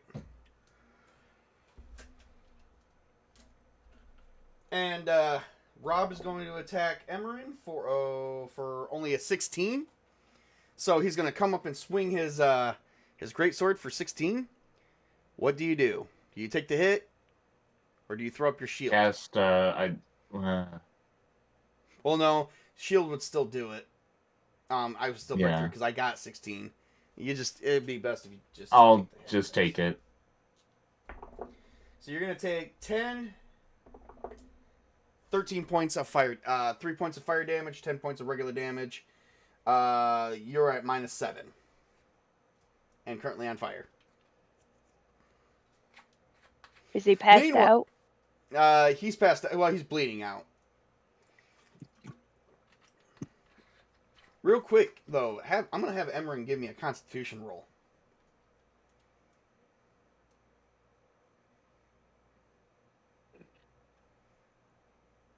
19. All right, you're at 0. So you're no longer bleeding out. Velzareth, what do? He distracted Rob for you to get the jewel, and then what? What do? Do you go after the jewel, or do you attack this asshole? Well, I don't really have anything to damage the jewel with. Like, if I went for it, I could maybe throw it on the ground and use my spell Burning Ground to, like, try to hit Rob on the gem, but I think it'd be more effective if I used Burning Ground on Rob. There we go. And then ran for the gem. That'll work. All right. So you're going to use Burning Ground on Rob. You know, one of my players from my live from my live game, one of my teenage players have actually used that, and they were like, that is, like, freaking awesome.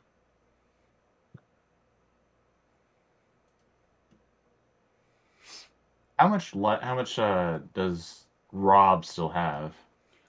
He's severely injured. Like, he started off with 50 hit points. He has got like a fifth of his hit points left. That's it. So 5 points. Mm-hmm. So this is going to be for 5 rounds. It'll last. You use Burning Ground. It's going to be Dexterity for half. He's not getting... go ahead and give me a D20 roll, though. Okay. I'll click the thing to get myself a 1. I got a 17 plus my dexterity, you said? Yeah. No, not your dexterity. So... No, just a straight D20. You got a 17. All right. Yep. And oh shit. Okay, that works. All right, he takes full damage. Roll a D6. All right. I got 4. You got 4? Okay, and you take from the fire that's raining down 2 points of damage. Okay. Oh yeah, he's feeling it. His like he is like scorched. His skin is burned. He's deformed, and he's really, really mad. Okay. You know what? He's gonna use Jetstream on you just to see how that works. I guess I'm out of it. You're asleep. So the real question is, during this fight, how have the other two made their way around the temple? Or are they just still standing there? Right? Are they just tracking their ass? They're actively looking, but they have to go through, and they're kind of far away. Like the biggest thing that was linking these two levels together, like the shortest route, was the freaking well that you guys disabled. What level are you? 5? Mm-hmm. Technically 6.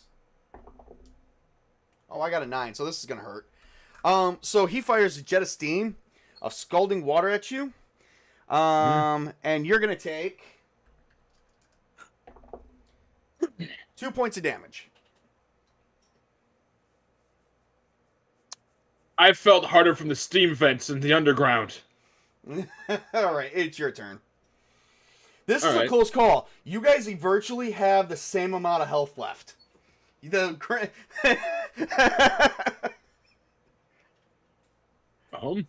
If you win this, I will give you a good reward at the end, I promise.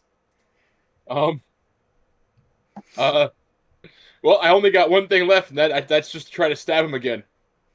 Give it to me. Go. All right.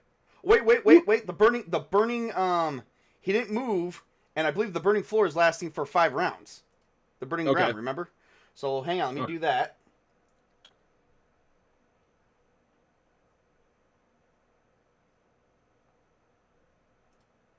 And believe me, you're going to want me to remember that. Oh, yeah. Yep, it is 5 rounds. Go ahead and give me another D6 roll. 4. All right. Now, go ahead and give me an attack roll. All right. So, D20 plus my dexterity. Are you throwing your sword or throwing your dagger? I was just gonna. Oh wait, the ground's burning, so I probably don't want to step on that. Right. Yeah, I'll throw it at him. All right. Go ahead and give me a D20 roll. D20 plus your dex, plus your BTH, which I believe comes out to being a +4. It does. All right, so... And then you also got a greater expert, so it's actually +6. Okay, then it's dirty 22. Oh, that hits. Okay. Give me damage. D4 still? Yep. All right, I got 3 plus 2, 5. Okay. You stabbed him right in the face. You threw that dagger and went square in between his eyes, and he's like, and he falls down. Okay, can I walk over and first aid bro, and then carve dude's face off? Yep, and you guys take so long in doing that, the other two manages to catch up with you. as I'm like cutting the guy's face off. Sup? What happened here? I fucked up. Okay, I tried to do good. I took care of the problem while creating a problem, and then I'm keeping a trophy as my people would. And Emran needs help. If anyone can heal him, I would recommend doing that ipso facto. Okay. So, well, you guys basically defeated the enemy. You stopped the witches from returning. You have the one black opal eye left. Could I ask for one favor though? Yes. Okay. And I'm gonna talk to the cleric about this. And if he wakes up in the meantime. Is Emran alive? Like at this point, is he conscious enough? Well, we'll say about 8 hours later he is, so he's got 1 hit point at least. Everyone gets 1 hit point back. Okay, then yeah, it might be 2. You know what? Yeah, we'll do it. We'll do it then when he wakes up. We'll just make sure we keep the girls' bodies with us. Right. So am I conscious? So am I conscious enough that I could perform cure serious wounds on myself? Yes, you are. Because I would like to offer my life and the dragon Opal Eye in exchange for his deity to use all the force to revive the 3 elven women without the witch's spirits intact. So them being cleansed and all. Correct. Using me and the eye as an offering. So 3 8s. I need 3 8s. Where's my 8s?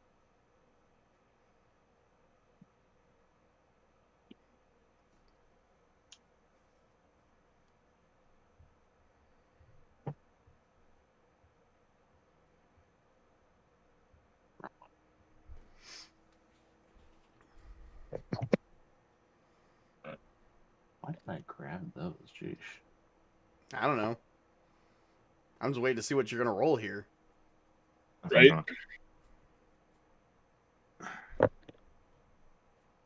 8, 10, 15. It's 3d8s. Oh, 15 altogether. Yeah. Okay. So you got 16 health back.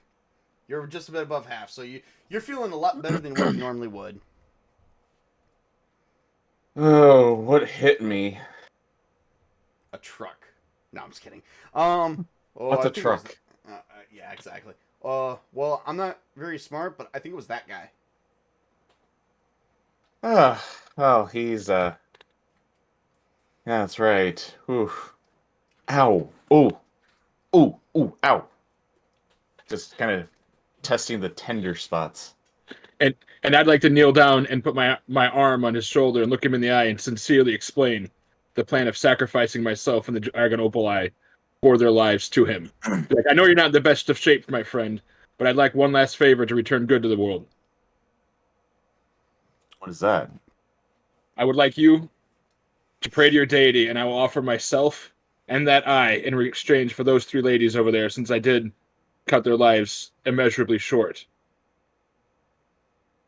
Caleb, which deity would possibly go for that? I think it'd be Solana. Give me a second here. I'm I'm check. actually looking her up right now. Solana, the goddess of redemption and healing. Redemption and Damn, this is a double art. Yeah, so that god would go for it.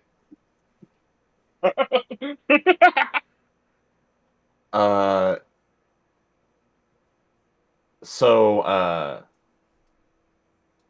Emran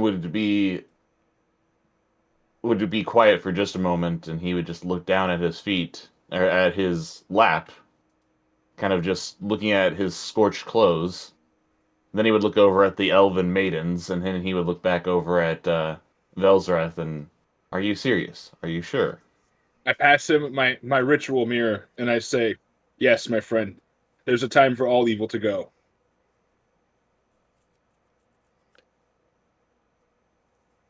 Emran would think for a moment, and then he would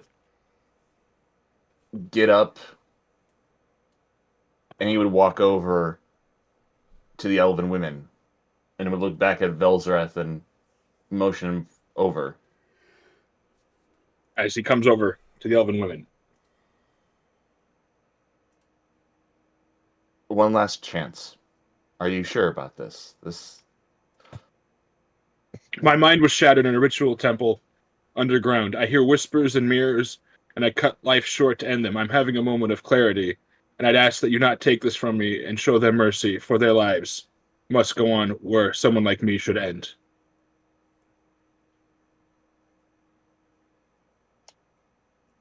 Emran takes a deep breath, and he places a hand on Velzarath's shoulder. He reaches out and he hovers his one hand over the Oh, three hold elven up, maidens. Hold up. I'm gonna try and turn this down, but I think we need some music for this.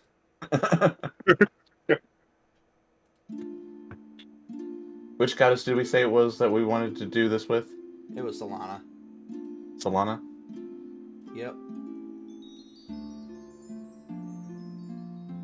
So you pray to your goddess.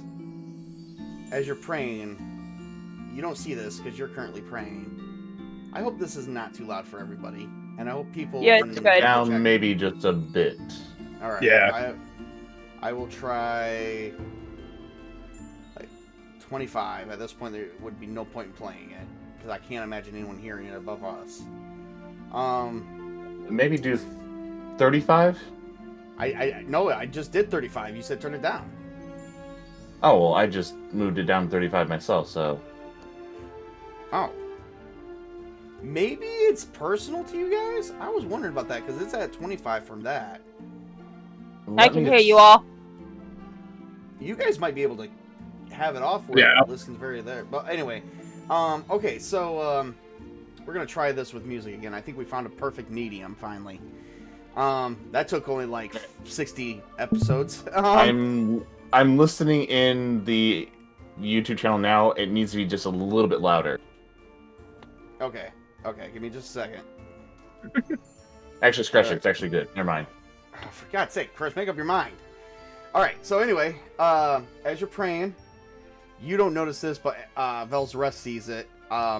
The black opal eye begins to crack, and the other two, Angel and Scorn, who's currently there, can see light coming from there, and it explodes. You open your eyes, and you see Scorn, Angel, and the three maidens are alive, but Velzareth is missing. Velzareth, you find yourself in a strange realm of sunny pleasure and warmth, but the sun does not hurt you. And It's so warm. You are before it. It's warm. It's gentle, and you are before. You see a person, kind of like a human, but not so much of a human. Let me see here. I'm gonna get the exact description here. Is it Solana? She has nice, smooth, flawless skin, brown hair, and she has a sword, but she also has wings.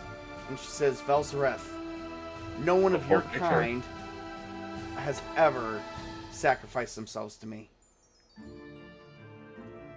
Then it was my honor to be the first, and hopefully many follow later.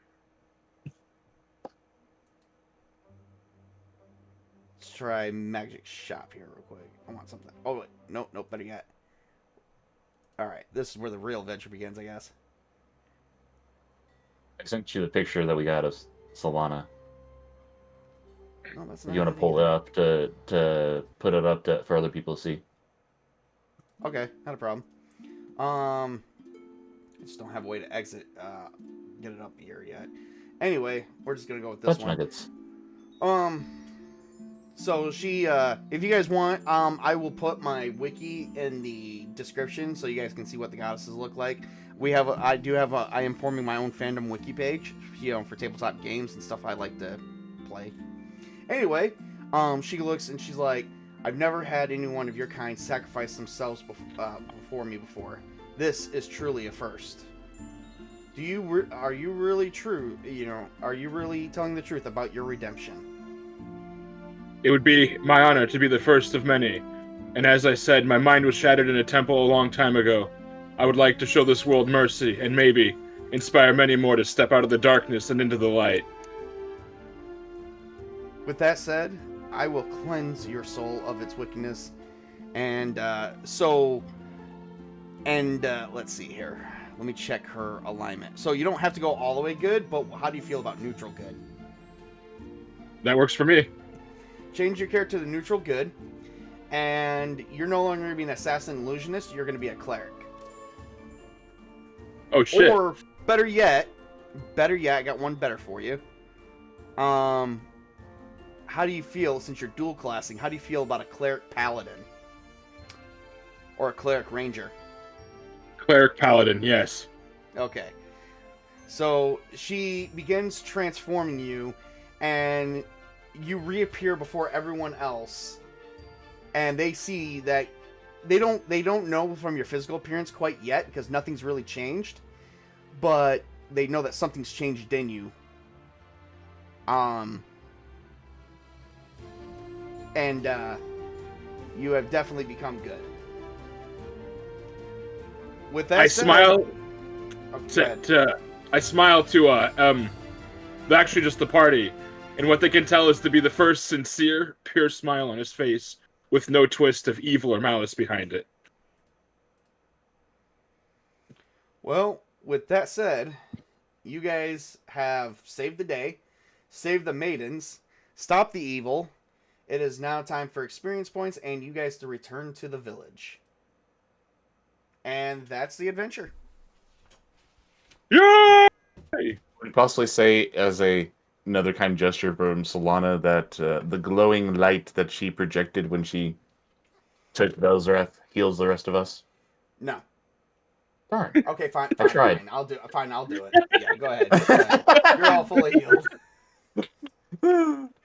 All right. Well, that is it. That is all I have, everybody. So for we made it to only 21 views during the stream.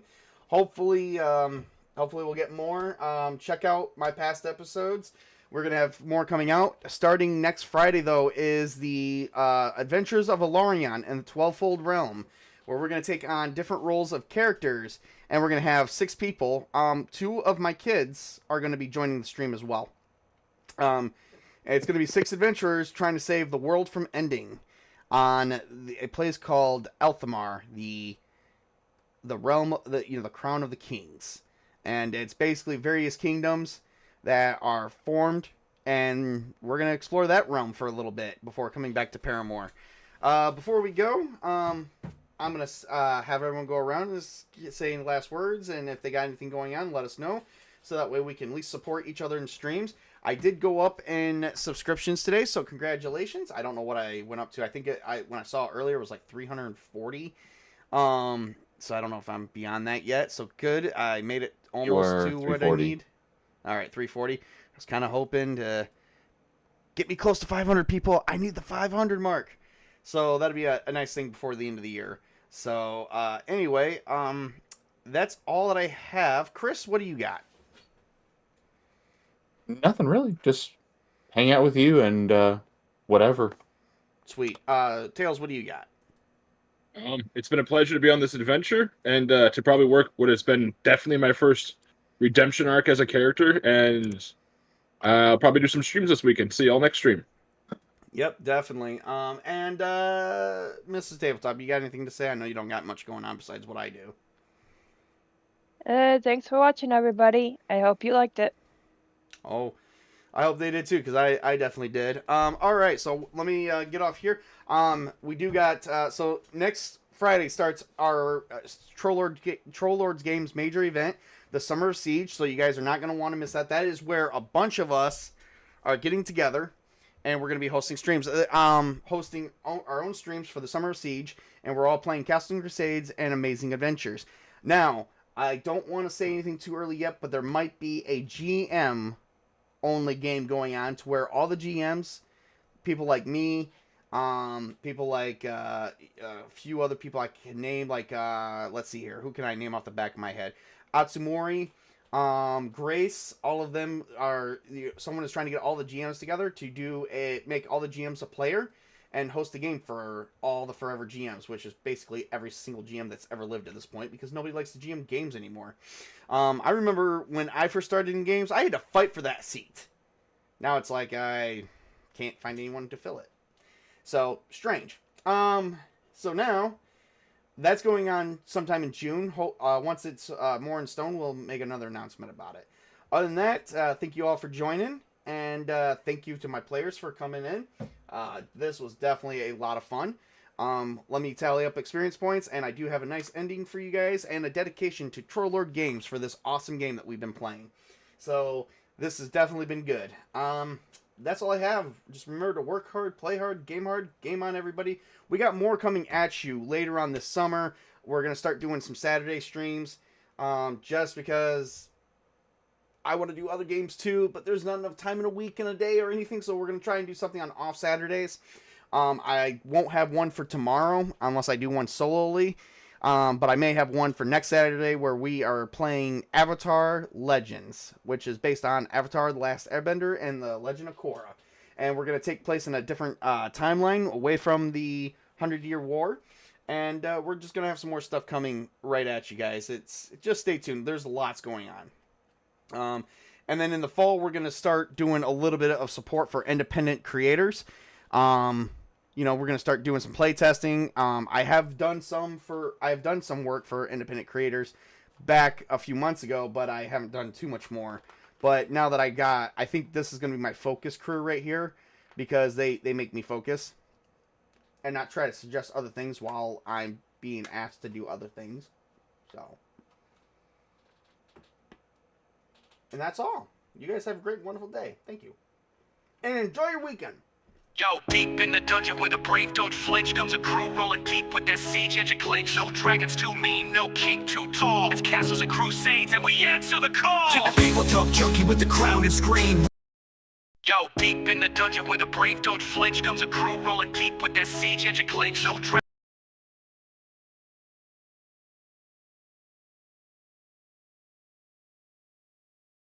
Yo, deep in the dungeon where the brave don't flinch comes a crew rolling deep with their siege engine clinch. No dragons too mean, no king too tall. It's Castles and Crusades and we answer the call. Tabletop Junkie with the crown and scream, rolling with CNC, no D20 lean. He's the castle keeper, story weaver supreme, crafting quests so lethal they'll rip your dream. No feats, no fluff, just sword and grit. And his table got the legends who never quit. From dungeons to wilds, he sets the stage. Troll Lord blessed, turn the page. Like Spartacus steps in, heavy armor, no fear. Smiting down chaos, bringing honor near. With a war cry loud and a 20 glare, he'll cleave through a demon with divine flair. No fix, no fluff, just sword and grit. And his table got the legends who never quit. From dungeons to wilds, he sets the stage. Troll Lord blessed, turn the page. Spartacus steps in, heavy armor, no fear. Smiting down chaos, bringing honor near. With a war cry loud and a 20 glare, he'll cleave through a demon with divine flair.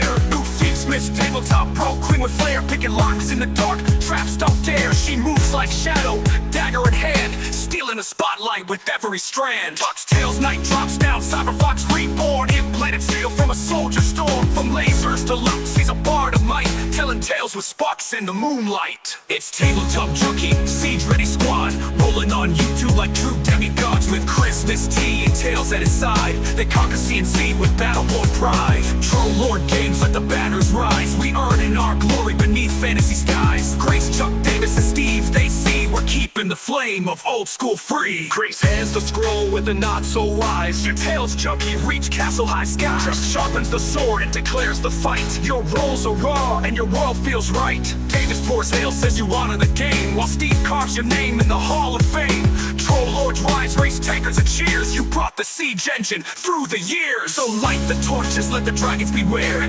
Tabletop Junkie's got the bravest out there, with Spartacus bold and his teeth so sly, and Tails night howling neath the crimson sky. We ain't just playing, we live these crusades with dice in our hands and Troll Lord blades. The castle stands tall, the legends are tight. This is YouTube's realm of honor and fight.